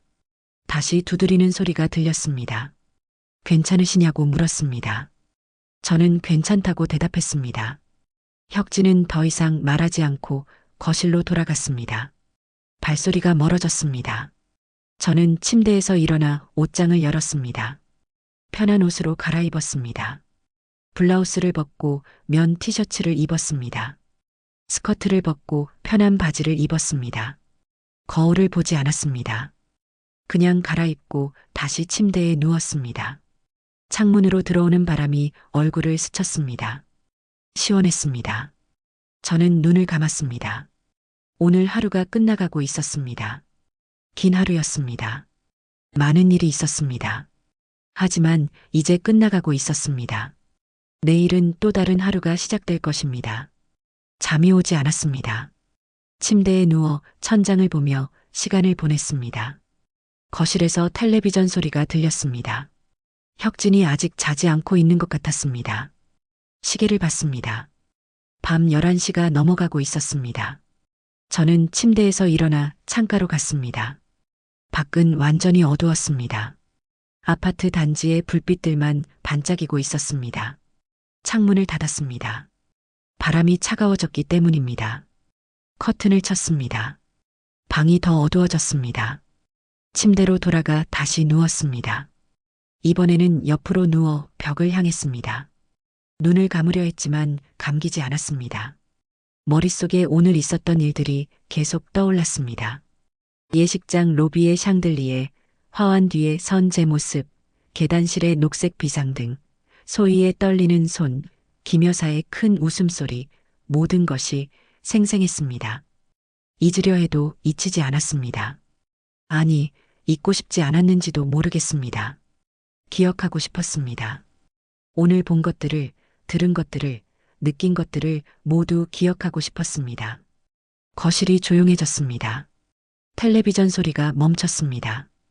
혁진이 텔레비전을 끈 것 같았습니다. 발소리가 들렸습니다. 화장실에 가는 소리였습니다. 물 흐르는 소리가 잠시 들리더니 멈췄습니다. 다시 발소리가 들렸습니다. 이번에는 거실 소파 쪽으로 가는 소리였습니다. 혁진이 소파에서 자려는 것 같았습니다. 시간이 더 흘렀습니다. 아파트는 점점 조용해졌습니다. 위층에서 들리던 발소리도 사라졌습니다. 옆집의 텔레비전 소리도 멈췄습니다. 모두 잠자리에 든 것 같았습니다. 하지만 저는 여전히 잠들지 못했습니다. 침대에 누워 어둠 속에서 눈을 뜨고 있었습니다. 새벽이 되어서야 잠이 들었습니다. 얕은 잠이었습니다. 조금만 소리가 나도 깰 것 같은 잠이었습니다. 하지만 아무도 저를 깨우지 않았습니다. 거실의 혁진도 조용했습니다. 집안은 고요했습니다. 저는 그 고요함 속에서 몇 시간을 잤습니다. 눈을 떴을 때는 아침이었습니다. 커튼 사이로 햇빛이 새어 들어왔습니다. 시계를 봤습니다. 아침 8시였습니다. 평소보다 늦게 일어난 것이었습니다. 저는 침대에서 일어나 커튼을 걷었습니다. 밝은 햇살이 방 안으로 쏟아져 들어왔습니다. 눈이 부셨습니다. 세수를 하고 거실로 나갔습니다. 혁진은 없었습니다. 소파 위에 담요가 개켜져 있었습니다. 아마 일찍 출근한 것 같았습니다. 주방으로 가서 물을 끓였습니다. 찻잔에 차를 우려 식탁에 앉았습니다. 차를 마시며 창밖을 봤습니다. 맑은 날씨였습니다. 구름 한 점 없는 파란 하늘이었습니다. 차를 다 마시고 찻잔을 씻었습니다. 선반에 올려놓고 거실로 돌아왔습니다. 소파에 앉아 텔레비전을 켰습니다. 아침 뉴스가 나오고 있었습니다. 정치 뉴스, 경제 뉴스, 날씨 예보가 차례로 나왔습니다. 저는 화면을 보는 둥마는 둥하며 소파에 기댔습니다. 휴대폰이 울렸습니다. 메시지였습니다. 소파에서 일어나 방으로 가서 휴대폰을 집어들었습니다. 혁진에게서 온 메시지였습니다. 출근했다는 내용이었습니다. 저녁에 들어가겠다는 말도 있었습니다. 저는 메시지를 읽고 답장하지 않았습니다. 그냥 휴대폰을 침대 위에 놓고 거실로 돌아왔습니다. 하루가 천천히 흘러갔습니다. 특별히 할 일이 없었습니다. 집안을 정리했습니다. 이미 깨끗했지만 다시 한번 청소기를 돌렸습니다. 걸레질도 했습니다. 창문을 닦았습니다. 베란다 화분에 물을 주었습니다. 손을 움직이며 시간을 보냈습니다. 점심은 간단하게 먹었습니다. 냉장고에 있던 반찬으로 밥을 먹었습니다. 많이 먹지 않았습니다. 배가 고프지 않았기 때문입니다. 설거지를 하고 다시 소파에 앉았습니다. 텔레비전을 보다가 껐습니다. 조용한 것이 좋았습니다. 오후가 되었습니다. 해가 중천에 떠 있었습니다. 저는 베란다로 나가 난간에 기댔습니다. 아래를 내려다봤습니다. 놀이터에 아이들이 없었습니다. 평일 오후였기 때문입니다. 유치원이나 학교에 가 있을 시간이었습니다. 놀이터는 텅 비어 있었습니다. 바람이 불었습니다. 따뜻한 바람이었습니다. 어제의 차가운 바람과는 달랐습니다. 저는 그 바람을 맞으며 한참을 서 있었습니다. 생각이 많았습니다. 앞으로 어떻게 할 것인가에 대한 생각이었습니다. 하지만 답은 나오지 않았습니다. 아직은 생각할 시간이 필요했습니다. 베란다에서 들어와 방으로 갔습니다. 옷장을 열어 옷을 정리했습니다. 계절이 바뀌는 시기였습니다. 두꺼운 옷을 넣고 얇은 옷을 꺼낼 때였습니다. 저는 옷을 하나씩 꺼내 개고 정리했습니다. 천천히 신중하게 하나하나 확인하며 정리했습니다. 시간이 흘러 저녁이 되었습니다. 해가 지고 있었습니다. 저는 옷장 정리를 마치고 주방으로 갔습니다. 저녁을 준비해야 했습니다. 혁진이 곧 돌아올 것이기 때문입니다. 냉장고를 열어 재료를 꺼냈습니다. 간단한 저녁이었습니다. 찌개와 반찬 몇 가지면 충분했습니다. 찌개를 끓이는 동안 식탁을 차렸습니다. 그릇과 수저를 놓고 반찬을 꺼냈습니다. 밥을 지었습니다. 밥솥에서 김이 올라왔습니다. 찌개도 거의 다 끓었습니다. 저는 불을 줄이고 뚜껑을 덮었습니다. 그리고 거실로 가서 혁진을 기다렸습니다. 현관문이 열렸습니다. 혁진이 들어왔습니다. 저는 일어나 주방으로 갔습니다. 밥을 퍼고 찌개를 식탁에 올렸습니다. 혁진이 씻고 나와 식탁에 앉았습니다. 두 사람은 말없이 저녁을 먹었습니다. 수저 소리만 식탁에 울렸습니다. 식사를 마치고 혁진이 거실로 갔습니다. 저는 설거지를 했습니다. 그릇을 씻고 행주로 닦아 선반에 올렸습니다. 싱크대를 깨끗이 닦고 행주를 빨았습니다. 모든 것을 정리하고 거실로 나갔습니다. 혁진은 소파에 앉아 휴대폰을 보고 있었습니다. 저는 소파 반대편에 앉았습니다. 텔레비전을 켜지 않았습니다. 조용했습니다. 혁진은 계속 휴대폰을 보고 있었습니다. 저는 창밖을 봤습니다. 밤이 깊어가고 있었습니다. 아파트 단지의 불빛들이 하나둘 켜지고 있었습니다. 혁진이 휴대폰을 내려놓았습니다. 저를 봤습니다. 무언가 말하려는 것 같았습니다. 하지만 망설이고 있었습니다. 입을 열었다 다물기를 반복했습니다. 저는 그를 보며 기다렸습니다. 그가 먼저 말할 때까지 기다리기로 했습니다. 혁진이 드디어 입을 열었습니다. 내일 소희가 올 거라고 했습니다. 이야기할 게 있다고 했습니다. 저는 고개를 끄덕였습니다. 알았다고만 대답했습니다. 혁진은 더 이상 말하지 않았습니다. 다시 휴대폰을 집어들었습니다. 저는 자리에서 일어났습니다. 방으로 갔습니다. 문을 닫고 침대에 앉았습니다. 창밖을 봤습니다. 달이 떠 있었습니다. 어젯밤에는 보이지 않던 달이었습니다. 둥근 달이었습니다. 밝게 빛나고 있었습니다. 내일 소희가 온다는 말을 생각했습니다. 무슨 이야기를 하러 오는 걸까요? 오늘 일에 대해 말하러 오는 걸까요? 아니면 다른 이야기를 하러 오는 걸까요? 저는 알 수 없었습니다. 하지만 궁금하지 않았습니다. 내일이 되면 알게 될 것이기 때문입니다. 침대에 누웠습니다. 이번에는 어젯밤보다 마음이 편했습니다. 긴장하지 않았습니다. 불안하지 않았습니다. 그저 담담했습니다. 내일 무슨 일이 일어나든 받아들일 준비가 되어 있었습니다. 눈을 감았습니다. 이번에는 잠이 왔습니다. 깊은 잠이었습니다. 꿈을 꾸지 않았습니다. 중간에 깨지도 않았습니다. 아침까지 푹 잤습니다. 눈을 떴을 때는 상쾌했습니다. 몸이 가벼웠습니다. 창문을 열었습니다. 맑은 아침 공기가 들어왔습니다. 새로운 하루가 시작되고 있었습니다. 세수를 하고 옷을 갈아입었습니다. 단정한 옷이었습니다. 거울을 봤습니다. 평온한 얼굴이었습니다. 머리를 빗고 거실로 나갔습니다. 혁진은 이미 출근한 뒤였습니다. 소파 위 담요만 남아 있었습니다. 저는 담요를 개서 제자리에 놓았습니다. 아침을 먹고 설거지를 했습니다. 집안을 정리했습니다. 소파 쿠션을 정돈하고 바닥을 닦았습니다. 화분에 물을 주고 창문을 열어 환기했습니다. 모든 것을 깨끗하게 정리했습니다. 소희가 올 준비를 했습니다. 오전이 지나고 오후가 되었습니다. 점심을 간단히 먹고 거실 소파에 앉아 있었습니다. 시계를 봤습니다. 오후 2시였습니다.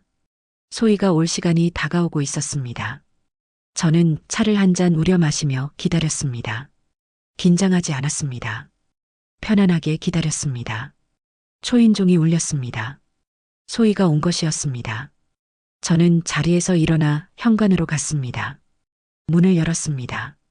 소희가 서 있었습니다. 간단한 차림이었습니다. 표정은 굳어 있었습니다. 저는 그녀를 들어오라고 했습니다.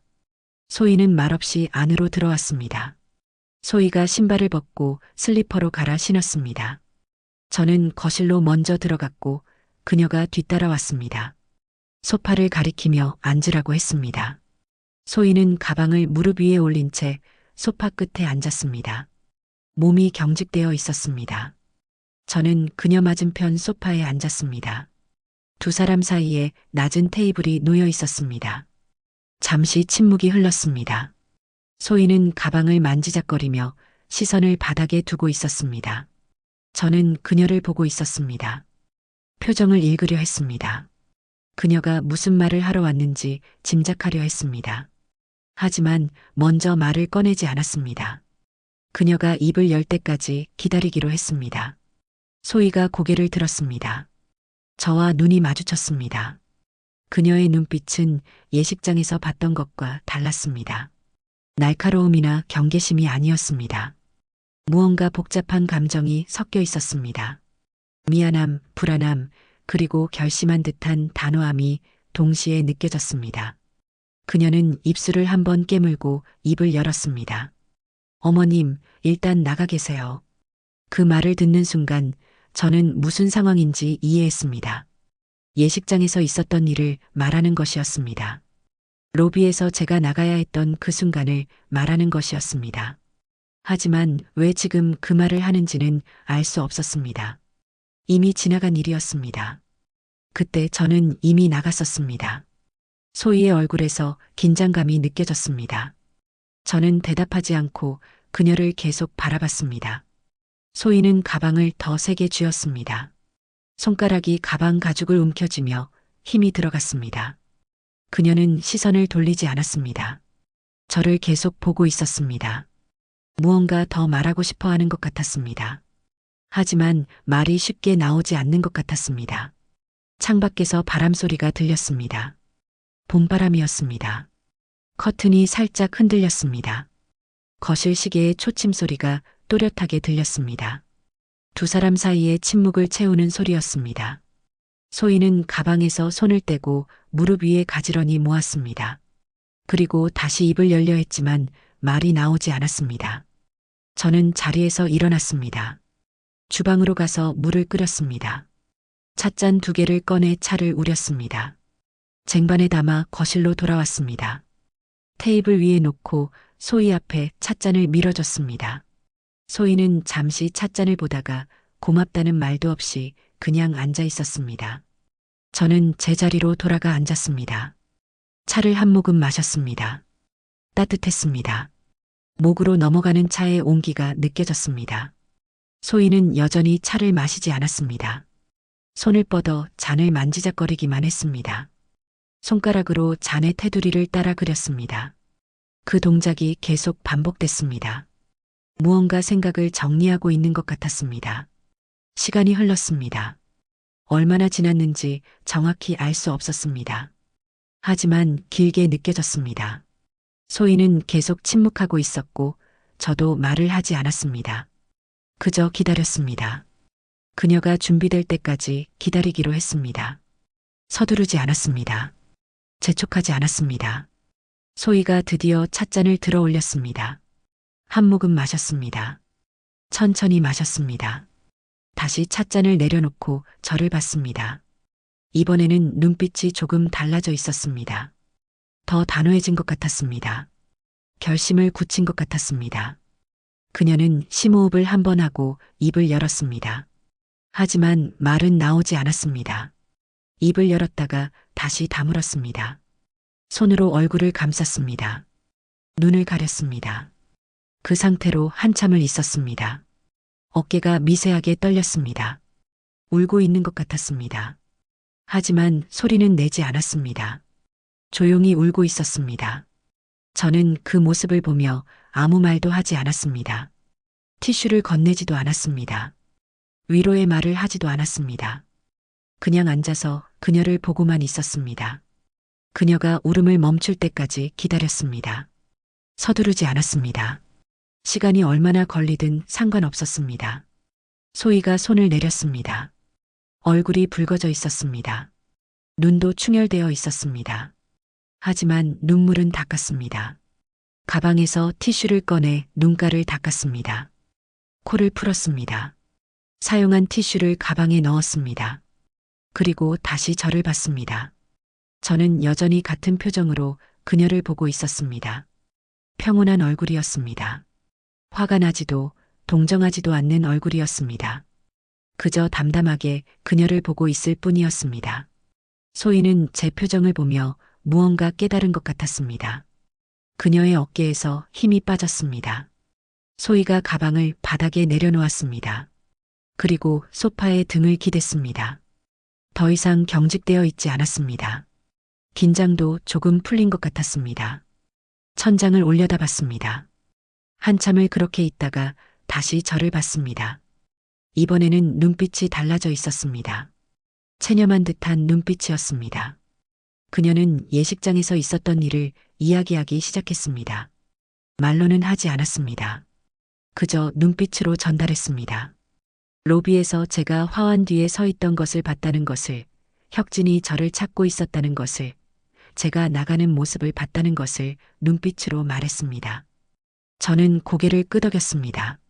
알고 있다는 표시였습니다. 소희는 차를 한 모금 더 마셨습니다. 이제 차가 미지근해졌을 것입니다. 하지만 그녀는 마셨습니다. 찻잔을 내려놓고 손을 무릎 위에 올렸습니다. 가지런히 모았습니다. 자세를 고쳐 앉았습니다. 그리고 저를 똑바로 봤습니다. 이제는 울지 않았습니다. 침착했습니다. 창밖에서 아이들 노는 소리가 들렸습니다. 학교가 끝나고 놀이터로 나온 것 같았습니다. 웃음소리가 들렸습니다. 밝은 소리였습니다. 그 소리가 거실까지 희미하게 들려왔습니다. 소희는 그 소리를 들으며 잠시 창문 쪽을 봤습니다. 그리고 다시 저를 봤습니다. 저는 찻잔을 들어 마지막 한 모금을 마셨습니다. 다 마시고 찻잔을 테이블에 내려놓았습니다. 소리가 나지 않게 조심스럽게 내려놓았습니다. 소희도 제 동작을 보고 있었습니다. 그녀는 자기 찻잔도 들어 마저 마셨습니다. 그리고 찻잔을 내려놓았습니다. 두 사람 모두 찻잔을 비웠습니다. 테이블 위에 빈 찻잔 2개가 놓여 있었습니다. 저는 자리에서 일어나려 했지만 멈췄습니다. 소희가 뭔가 말하려는 것 같았기 때문입니다. 그녀는 가방을 다시 집어 무릎 위에 올렸습니다. 지퍼를 열고 안을 뒤적였습니다. 무언가를 꺼냈습니다. 봉투였습니다. 하얀 봉투였습니다. 축의금 봉투처럼 보였습니다. 소희는 그것을 테이블 위에 올려놓았습니다. 저를 보지 않고 테이블만 보고 있었습니다. 저는 봉투를 봤습니다. 아무 글씨도 쓰여 있지 않았습니다. 깨끗한 봉투였습니다. 소희가 봉투를 제 쪽으로 밀었습니다. 천천히 밀었습니다. 봉투가 테이블을 가로질러 제 앞으로 왔습니다. 저는 봉투를 집어들었습니다. 가벼웠습니다. 안에 뭔가 들어 있었습니다. 종이 같은 것이었습니다. 저는 봉투를 열지 않았습니다. 그냥 손에 들고 있었습니다. 소희는 여전히 저를 보지 않았습니다. 창밖을 보고 있었습니다. 놀이터에서 노는 아이들을 보고 있는 것 같았습니다. 표정이 복잡했습니다. 여러 감정이 섞여 있었습니다. 저는 그녀를 보며 봉투를 무릎 위에 올려놓았습니다. 여전히 열지 않았습니다. 시간이 또 흘렀습니다. 소희가 창밖에서 시선을 거두고 저를 봤습니다. 무언가 말하고 싶어 하는 것 같았습니다. 하지만 여전히 말이 나오지 않았습니다. 그녀는 입술을 깨물었습니다. 손으로 가방을 만지작거렸습니다. 불안해 보였습니다. 초조해 보였습니다.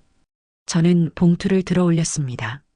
소희를 보며 천천히 봉투를 열었습니다. 안에서 종이를 꺼냈습니다. 접혀 있는 종이였습니다. 펼쳤습니다. 메모지였습니다. 손글씨로 뭔가 쓰여 있었습니다.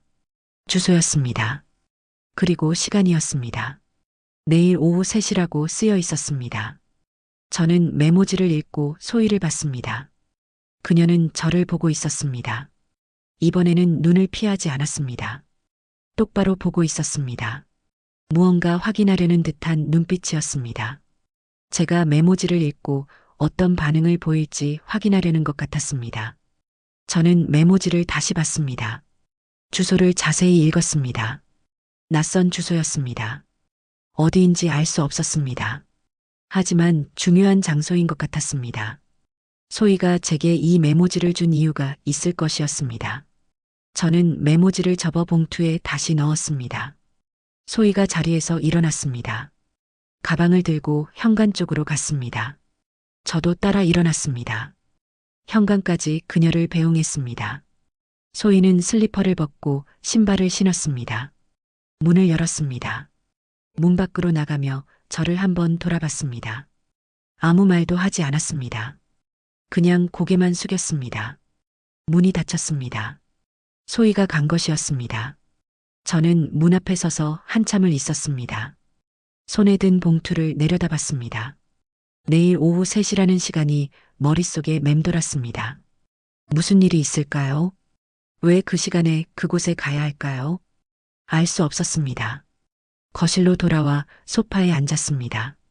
봉투를 테이블 위에 올려놓았습니다. 한참을 그것을 보고 있었습니다. 생각이 많았습니다. 갈 것인가 말 것인가를 고민했습니다. 하지만 답은 이미 정해져 있었습니다. 갈 것이었습니다. 가서 무엇이 기다리고 있는지 확인할 것이었습니다. 해가 지고 있었습니다. 저녁이 다가오고 있었습니다. 저는 봉투를 집어 방으로 가져갔습니다. 서랍에 넣어두었습니다. 그리고 주방으로 가서 저녁을 준비했습니다. 혁진이 곧 돌아올 것이었습니다. 평소처럼 저녁을 준비했습니다. 아무 일도 없었던 것처럼 준비했습니다. 하지만 마음속은 평온하지 않았습니다. 내일에 대한 생각이 계속 떠올랐습니다. 오후 3시에 그 주소로 가면 무엇을 보게 될까요? 누구를 만나게 될까요? 소희는 왜 제게 그것을 알려준 걸까요? 질문들이 끊임없이 이어졌습니다. 하지만 답은 없었습니다. 저녁을 다 준비하고 식탁에 앉았습니다. 혁진을 기다렸습니다. 창밖을 봤습니다. 하늘이 주황빛으로 물들어 있었습니다. 노을이 아름다웠습니다. 하지만 오늘따라 그 아름다움이 슬프게 느껴졌습니다. 무언가 끝나가는 것 같은 느낌이 들었습니다. 현관문이 열렸습니다. 혁진이 돌아온 것이었습니다. 며칠이 지났습니다. 예식 이후로 집안은 평소와 다름없이 조용했습니다. 혁진은 아침 일찍 출근하고 저녁 늦게 돌아왔습니다. 소희는 한 번도 찾아오지 않았습니다. 전화도 문자도 없었습니다. 저도 먼저 연락하지 않았습니다. 그렇게 시간이 흘러갔습니다. 어느 날 오후 저는 거실 소파에 앉아 창밖을 보고 있었습니다. 날씨가 좋았습니다. 햇살이 따뜻했고 바람이 부드러웠습니다. 놀이터에는 아이들이 많았습니다. 그네를 타는 아이, 미끄럼틀을 타는 아이, 모래놀이를 하는 아이들이 즐겁게 놀고 있었습니다. 엄마들은 벤치에 앉아 수다를 떨고 있었습니다. 휴대폰이 울렸습니다. 전화였습니다. 화면을 보니 모르는 번호였습니다. 저는 잠시 망설이다가 전화를 받았습니다. 여자 목소리가 들렸습니다. 김 여사였습니다. 사돈이라고 자신을 소개했습니다. 목소리는 밝았습니다. 웃음기가 섞여 있었습니다. 이게 무슨 일이야? 김 여사가 말을 이어갔습니다. 처음에는 안부를 물었습니다. 잘 지내시냐고, 건강은 괜찮으시냐고 물었습니다. 저는 짧게 대답했습니다. 잘 지낸다고 했습니다. 김 여사는 그렇다며 좋다고 말했습니다. 그리고 본론으로 들어갔습니다. 약속했던 돈 이야기를 꺼냈습니다. 예식 전에 이야기했던 그 돈 말입니다. 처음에는 조심스럽게 말했습니다. 혹시 언제쯤 가능하시겠냐고 물었습니다. 저는 대답하지 않았습니다. 침묵했습니다. 김 여사는 제 침묵을 어떻게 받아들였는지 모르겠지만 계속 말을 이었습니다. 금액을 구체적으로 언급했습니다. 얼마가 필요하다고 말했습니다. 급한 일이 생겼다고 했습니다. 이번 주 안에 필요하다고 했습니다. 목소리에 조급함이 묻어났습니다. 처음의 여유로움은 사라지고 있었습니다. 저는 여전히 대답하지 않았습니다. 김 여사가 목소리를 높였습니다. 약속하지 않았냐고 물었습니다. 예식 전에 분명히 이야기했다고 말했습니다. 저는 그제야 입을 열었습니다. 무슨 약속이냐고 물었습니다. 천천히 또렷하게 물었습니다. 김 여사는 당황한 것 같았습니다. 잠시 말을 멈췄습니다. 곧 다시 말하기 시작했습니다. 이번에는 어조가 달라졌습니다. 짜증이 섞여 있었습니다. 왜 이러시냐고, 분명히 약속했다고, 사돈간에 이럴 수 있냐고 말했습니다. 저는 조용히 들었습니다. 그녀가 말을 다 할 때까지 기다렸습니다. 그리고 짧게 대답했습니다. 확인이 필요하다고 말했습니다. 김 여사가 무슨 확인이냐고 물었습니다. 목소리가 날카로워졌습니다. 저는 대답하지 않았습니다. 대신 전화를 끊었습니다. 통화 종료 버튼을 눌렀습니다. 화면이 꺼졌습니다. 거실이 다시 조용해졌습니다. 놀이터에서 아이들 노는 소리만 희미하게 들렸습니다. 휴대폰을 소파 위에 내려놓았습니다. 다시 창밖을 봤습니다. 하늘이 맑았습니다. 구름이 천천히 흘러가고 있었습니다. 저는 그 구름을 보며 생각했습니다. 김 여사가 왜 그렇게 급하게 돈을 요구하는지 궁금했습니다. 무슨 일이 생긴 걸까요? 휴대폰이 다시 울렸습니다. 같은 번호였습니다. 김 여사가 다시 전화한 것이었습니다. 저는 받지 않았습니다. 그냥 울리게 놔뒀습니다. 벨소리가 거실에 울려 퍼졌습니다. 결국 부재중으로 끊겼습니다. 잠시 후 문자가 왔습니다. 전화 좀 받으라는 내용이었습니다. 저는 문자를 읽고 답장하지 않았습니다. 휴대폰을 뒤집어 화면이 보이지 않게 놨습니다. 그리고 자리에서 일어나 주방으로 갔습니다. 물을 끓여 차를 우렸습니다. 찻잔을 들고 베란다로 나갔습니다. 난간에 기대차를 마시며 아래를 내려다봤습니다. 계약 이야기도 떠올랐습니다. 김 여사가 예식 전에 했던 말들이 기억났습니다. 어떤 사업에 투자하면 좋겠다는 이야기, 함께하면 이득이 될 거라는 말, 그런 것들이었습니다. 저는 그때 대답을 유보했었습니다. 생각해보겠다고만 말했었습니다. 김 여사는 그것을 승낙으로 받아들인 것 같았습니다. 하지만 저는 약속한 적이 없었습니다. 돈을 주겠다고 말한 적도 없었고 계약에 동의한 적도 없었습니다. 그저 듣기만 했을 뿐이었습니다. 김 여사가 혼자 이야기하고 혼자 결론을 내린 것이었습니다. 저는 그것을 바로잡을 필요를 느꼈습니다. 차를 다 마시고 안으로 들어왔습니다. 찻잔을 씻어 선반에 올렸습니다. 거실로 돌아와 휴대폰을 집어들었습니다. 부재중 전화가 3통 더 있었습니다. 모두 김 여사였습니다. 문자도 여러 통 와 있었습니다. 점점 더 급해지는 내용들이었습니다. 저는 문자를 하나씩 읽었습니다. 첫 번째는 전화 좀 받으라는 내용이었습니다. 두 번째는 왜 안 받느냐는 내용이었습니다. 세 번째는 약속을 지키라는 내용이었습니다. 네 번째는 사돈 간에 이럴 수 있냐는 내용이었습니다. 다섯 번째는 실망했다는 내용이었습니다. 저는 모든 문자를 읽고 휴대폰을 내려놓았습니다. 답장하지 않기로 했습니다. 설명할 필요를 느끼지 못했기 때문입니다. 김 여사가 무엇을 기대하든 무엇을 요구하든 그것은 그녀의 일이었습니다. 저와는 상관없는 일이었습니다. 시간이 흘렀습니다. 오후가 저물어가고 있었습니다. 해가 서쪽으로 기울고 있었습니다. 놀이터의 아이들이 하나둘 집으로 돌아가고 있었습니다. 엄마 손을 잡고 가는 아이, 혼자 뛰어가는 아이, 울면서 가는 아이, 다양한 모습들이 보였습니다. 저는 소파에 앉아 그 모습들을 보고 있었습니다. 평화로운 풍경이었습니다. 일상적인 풍경이었습니다. 하지만 제 마음은 평화롭지 않았습니다. 김 여사의 전화와 문자가 자꾸 떠올랐습니다. 그녀의 목소리가, 그녀의 요구가 머릿속에 맴돌았습니다. 하지만 흔들리지 않았습니다. 제 결정이 옳다는 것을 알고 있었기 때문입니다. 없는 약속을 지킬 수는 없었습니다. 하지 않은 말을 했다고 인정할 수도 없었습니다. 저는 제 입으로 한 말만 책임지기로 했습니다. 그것이 옳은 일이라고 생각했습니다. 휴대폰이 또 울렸습니다. 이번에는 혁진이었습니다. 저는 전화를 받았습니다. 혁진은 김 여사에게 전화 받았냐고 물었습니다. 받았다고 대답했습니다. 혁진은 잠시 침묵하더니 무슨 이야기를 나눴냐고 물었습니다. 저는 간단히 대답했습니다. 돈 이야기였다고 말했습니다. 혁진이 한숨을 쉬었습니다. 전화 너머로 들렸습니다. 그는 김 여사가 자기한테도 전화했다고 말했습니다.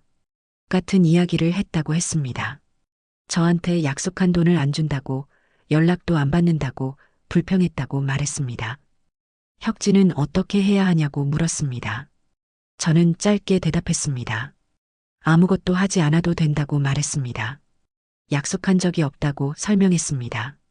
혁진은 알겠다고 했습니다. 하지만 목소리에 걱정이 묻어났습니다.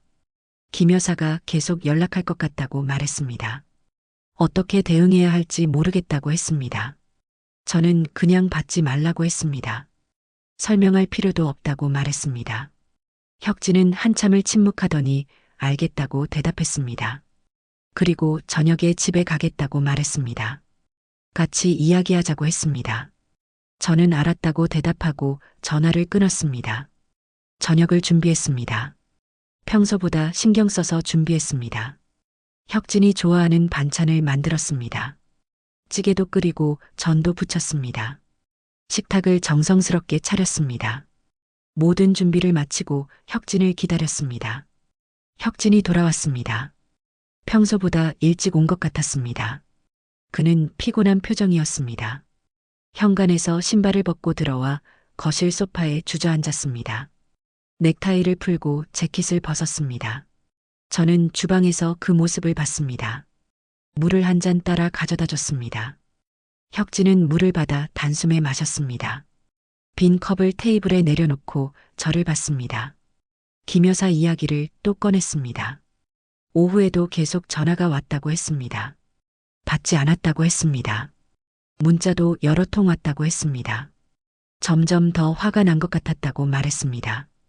저는 혁진 옆에 앉았습니다. 그의 말을 들었습니다. 끝까지 다 들었습니다.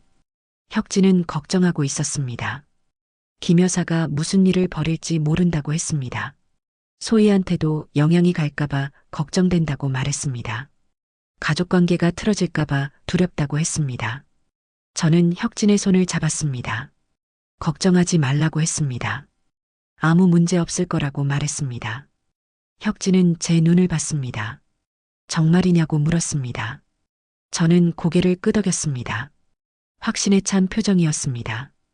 혁진은 조금 안심하는 것 같았습니다. 식사를 했습니다. 두 사람은 말없이 먹었습니다.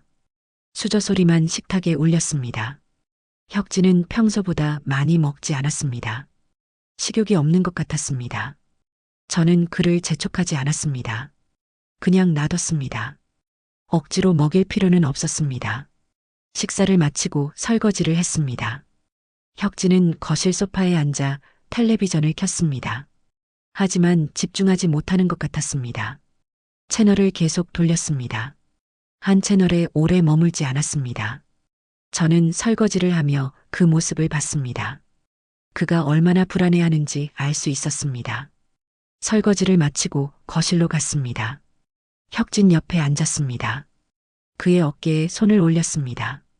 혁진은 저를 봤습니다. 눈이 충혈되어 있었습니다. 피곤해 보였습니다. 저는 그에게 말했습니다. 모든 게 잘 될 거라고, 걱정하지 말라고, 믿으라고 말했습니다. 혁진은 고개를 끄덕였습니다. 하지만 확신에 찬 표정은 아니었습니다. 여전히 불안해 보였습니다. 저는 더 이상 말하지 않았습니다. 그냥 옆에 앉아 있었습니다. 함께 텔레비전을 봤습니다. 아무 프로그램이 나오는지도 모르면서 화면만 보고 있었습니다. 밤이 깊어갔습니다. 시계를 보니 11시가 넘어가고 있었습니다. 혁진은 소파에서 일어나 방으로 갔습니다. 씻으러 가는 것 같았습니다. 저도 자리에서 일어나 주방으로 갔습니다. 내일 아침 준비를 위해 냉장고를 확인했습니다. 필요한 것들을 정리했습니다. 모든 것을 정리하고 방으로 갔습니다. 혁진은 이미 침대에 누워 있었습니다. 눈을 감고 있었습니다. 잠든 것인지 그냥 눈을 감고 있는 것인지 알 수 없었습니다. 저는 조용히 옷을 갈아입고 침대 반대편에 누웠습니다. 불을 끄고 눈을 감았습니다. 잠이 오지 않았습니다. 오늘 있었던 일들이 머릿속을 스쳤습니다. 김 여사의 전화, 혁진의 걱정스러운 얼굴, 모든 것이 생생했습니다. 하지만 후회는 없었습니다. 제가 한 선택이 옳다고 믿었습니다. 그 믿음으로 버틸 수 있었습니다. 다음 날 아침 일찍 일어났습니다. 혁진은 이미 출근 준비를 하고 있었습니다. 저는 침대에서 일어나 거실로 나갔습니다. 혁진이 넥타이를 매고 있었습니다. 그의 얼굴은 여전히 피곤해 보였습니다. 밤새 잘 자지 못한 것 같았습니다. 저는 주방으로 가서 간단한 아침을 준비했습니다. 혁진은 아침을 거의 먹지 않았습니다. 커피 한 잔만 마시고 일어섰습니다. 출근해야 한다고 말했습니다. 저는 고개를 끄덕였습니다. 혁진이 현관으로 가서 신발을 신었습니다. 문을 열기 전에 저를 돌아봤습니다. 무언가 말하고 싶은 것 같았지만 결국 아무 말도 하지 않았습니다. 그냥 문을 열고 나갔습니다. 혼자 남은 집은 조용했습니다. 저는 혁진이 남긴 커피잔을 씻었습니다. 식탁을 정리하고 거실을 정돈했습니다. 창문을 열어 환기를 시켰습니다. 바람이 들어와 커튼을 흔들었습니다. 맑은 아침이었습니다. 하늘이 파랗고 공기가 상쾌했습니다. 소파에 앉아 휴대폰을 확인했습니다. 밤새 온 메시지가 있었습니다. 김 여사에게서였습니다. 몇 통이나 왔습니다. 모두 비슷한 내용이었습니다. 약속을 지키라는 것, 돈이 급하다는 것, 연락 달라는 것이었습니다. 저는 메시지들을 읽고 삭제했습니다. 답장하지 않기로 결심했습니다. 오전이 지나갔습니다. 평소처럼 집안일을 했습니다. 빨래를 돌리고 청소를 했습니다. 화분에 물을 주고 베란다를 닦았습니다. 손을 움직이는 동안 마음이 조금씩 정리되는 느낌이었습니다. 일을 하는 것이 생각을 멈추게 해주었습니다. 점심은 간단히 먹었습니다. 냉장고에 있던 나물로 비빔밥을 만들었습니다. 혼자 먹는 식사였지만 차분했습니다. 천천히 먹으며 창밖을 봤습니다. 놀이터는 텅 비어 있었습니다. 아이들이 유치원과 학교에 간 시간이었습니다. 바람만 그네를 흔들고 있었습니다. 식사를 마치고 설거지를 했습니다. 그리고 거실 소파에 앉았습니다. 휴대폰을 다시 확인했습니다. 새로운 메시지가 와 있었습니다. 이번에는 혁진에게서였습니다. 김 여사가 오늘도 계속 전화한다는 내용이었습니다. 받지 않고 있다고 했습니다. 걱정하지 말라고 했습니다. 저는 혁진에게 답장을 보냈습니다. 잘하고 있다고 썼습니다. 계속 그렇게 하라고 했습니다. 곧 해결될 거라고 덧붙였습니다.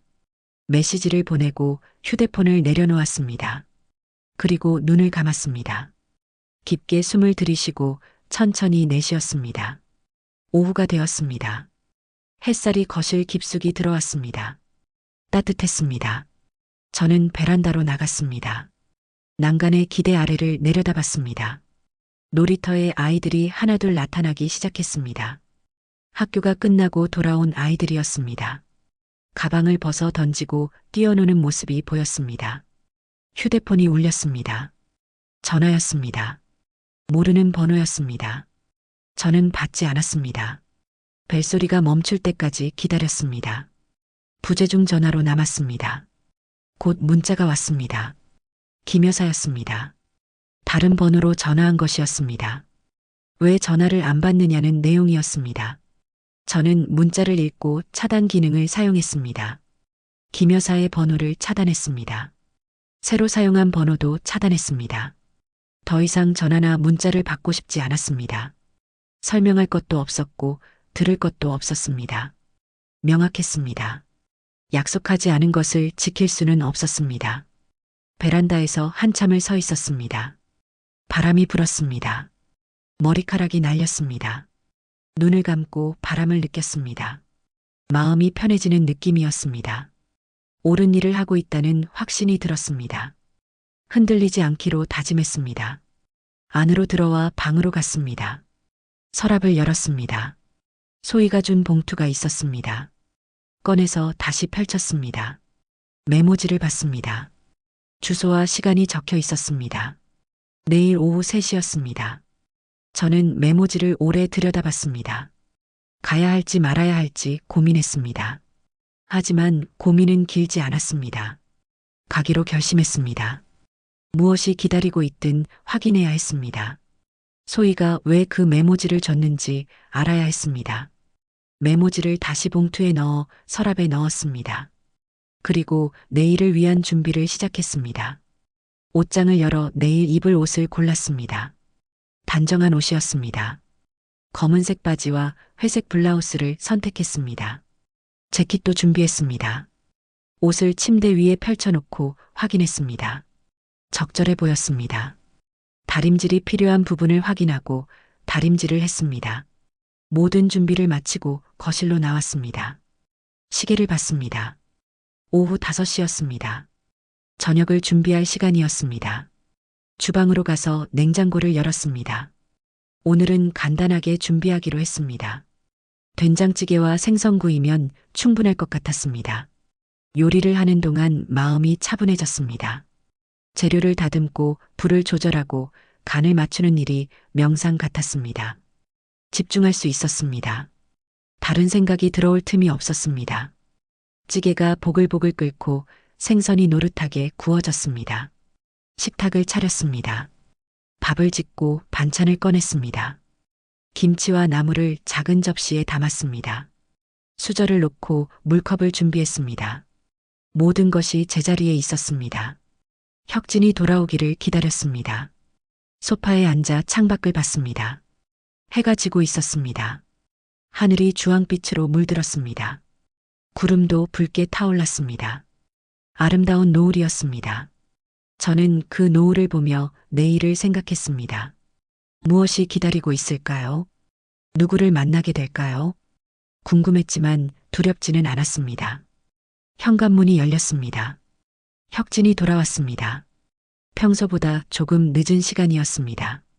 그는 피곤한 얼굴이었습니다.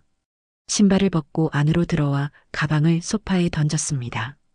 저는 일어나서 그를 맞이했습니다. 씻고 오라고 말했습니다. 저녁이 준비되어 있다고 했습니다. 혁진이 씻고 나와 식탁에 앉았습니다. 두 사람은 조용히 식사를 시작했습니다. 한참을 먹다가 혁진이 입을 열었습니다. 오늘도 김 여사에게서 전화가 계속 왔다고 말했습니다. 다른 번호로도 걸어왔다고 했습니다. 모두 받지 않았다고 했습니다. 저는 고개를 끄덕이며 잘했다고 말했습니다. 혁진은 걱정스러운 표정으로 물었습니다. 이렇게 계속 무시해도 되는 거냐고, 문제가 커지는 건 아닌지 물었습니다. 저는 찬찬히 대답했습니다. 문제될 것 없다고, 시간이 지나면 포기할 거라고 말했습니다. 혁진은 확신이 서지 않는 얼굴이었지만 더 이상 묻지 않았습니다. 식사를 마치고 저는 설거지를 했습니다. 혁진은 거실 소파에 앉아 텔레비전을 켰습니다. 뉴스가 나오고 있었습니다. 정치 뉴스, 경제 뉴스, 사회 뉴스가 차례로 흘러나왔습니다. 저는 설거지를 하며 뉴스 소리를 들었습니다. 하지만 내용은 머릿속에 들어오지 않았습니다. 설거지를 마치고 거실로 나왔습니다. 혁진 옆에 앉았습니다. 화면을 보는 듯 마는 듯 앉아 있었습니다. 혁진이 채널을 돌렸습니다. 드라마가 나왔습니다. 한참 보다가 혁진이 고개를 돌려 저를 봤습니다. 무슨 생각을 하시냐고 물었습니다. 저는 잠시 망설이다가 내일 나갈 일이 있다고 말했습니다. 오후에 외출할 거라고 했습니다. 혁진은 어디 가시냐고 물었습니다. 저는 간단히 대답했습니다. 볼 일이 있다고만 말했습니다. 혁진은 더 묻지 않았습니다. 알겠다고만 대답했습니다. 밤이 깊어갔습니다. 혁진이 먼저 방으로 들어갔습니다. 저는 거실에 조금 더 앉아 있었습니다. 텔레비전을 껐습니다. 조용했습니다. 아파트 단지도 잠들어가고 있었습니다. 창밖에 불빛들이 하나둘 꺼지고 있었습니다. 방으로 들어갔습니다. 혁진은 이미 잠든 것 같았습니다. 규칙적인 숨소리가 들렸습니다. 저는 조용히 옷을 갈아입고 침대에 누웠습니다. 천장을 보며 내일을 생각했습니다. 오후 3시 그 시간이 되면 모든 것이 명확해질까요? 궁금했습니다. 잠이 오지 않았습니다. 뒤척였습니다. 옆으로 누워도 반대로 누워도 편하지 않았습니다. 결국 일어나 앉았습니다. 창문으로 갔습니다. 커튼을 살짝 열고 밖을 봤습니다. 달이 떠 있었습니다. 밝은 달이었습니다. 그 달빛 아래서 잠시 서 있었습니다. 다시 침대로 돌아왔습니다. 이번에는 눈을 감고 숨을 고르려 애썼습니다. 천천히 들이쉬고 천천히 내쉬었습니다. 마음을 비우려 했습니다. 생각을 멈추려 했습니다. 조금씩 몸의 긴장이 풀렸습니다. 어느새 잠이 들었습니다. 아침에 눈을 떴습니다. 혁진은 이미 일어나 출근 준비를 하고 있었습니다. 저도 침대에서 일어났습니다. 세수를 하고 머리를 빗었습니다. 거실로 나가 혁진과 간단한 아침을 먹었습니다. 혁진이 출근하고 나서 저는 본격적으로 준비를 시작했습니다. 어제 준비해둔 옷을 입었습니다. 거울 앞에서 옷매를 정리했습니다. 화장을 했습니다. 평소보다 조금 더 신경 써서 했습니다. 립스틱을 바르고 한 번 더 확인했습니다. 준비가 끝났습니다. 하지만 아직 시간이 많이 남아 있었습니다. 거실에서 기다렸습니다. 시계를 자꾸 확인했습니다. 시간이 천천히 가는 것 같았습니다. 점심을 먹었습니다. 입맛이 없었지만 억지로 먹었습니다. 설거지를 하고 다시 소파에 앉았습니다. 시계를 봤습니다. 오후 2시였습니다. 출발할 시간이 다가오고 있었습니다. 가방을 챙겼습니다. 지갑과 휴대폰을 넣었습니다. 서랍에서 메모지를 꺼내 다시 한번 확인했습니다. 주소를 외웠습니다.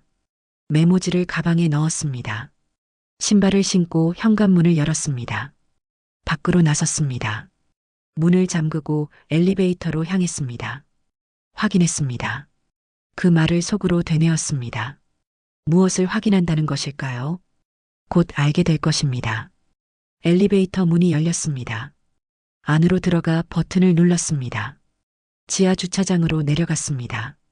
차로 향하는 발걸음이 빨랐습니다. 집으로 돌아왔습니다. 주차장에 차를 세우고 한참을 앉아 있었습니다. 핸들을 쥔 손에서 힘을 뺐습니다.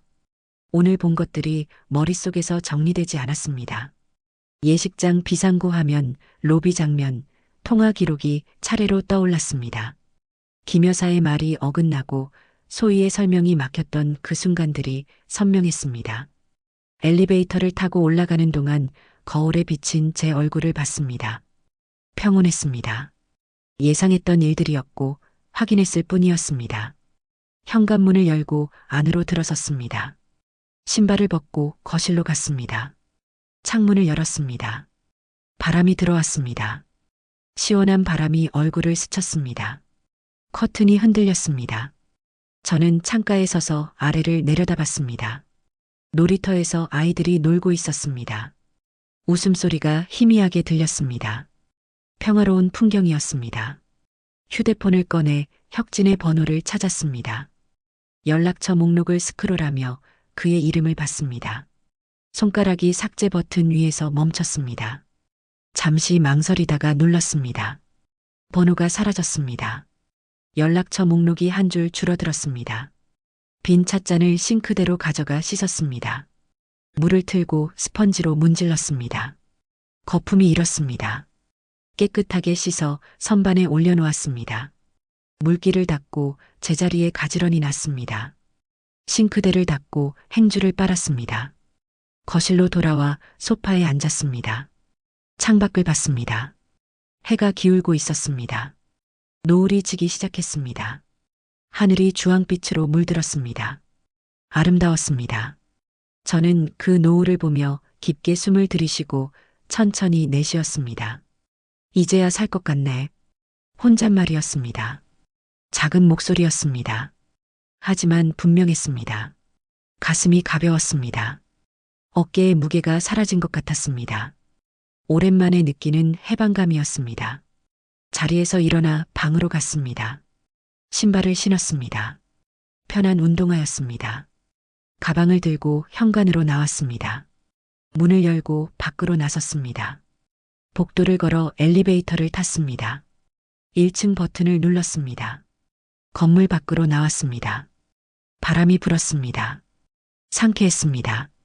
저는 아파트 단지 산책로를 따라 걷기 시작했습니다. 천천히 걸었습니다. 서두르지 않았습니다. 걸음이 가벼웠습니다. 오랜만에 느끼는 자유로움이었습니다. 하늘을 올려다봤습니다. 별이 하나둘 나타나고 있었습니다.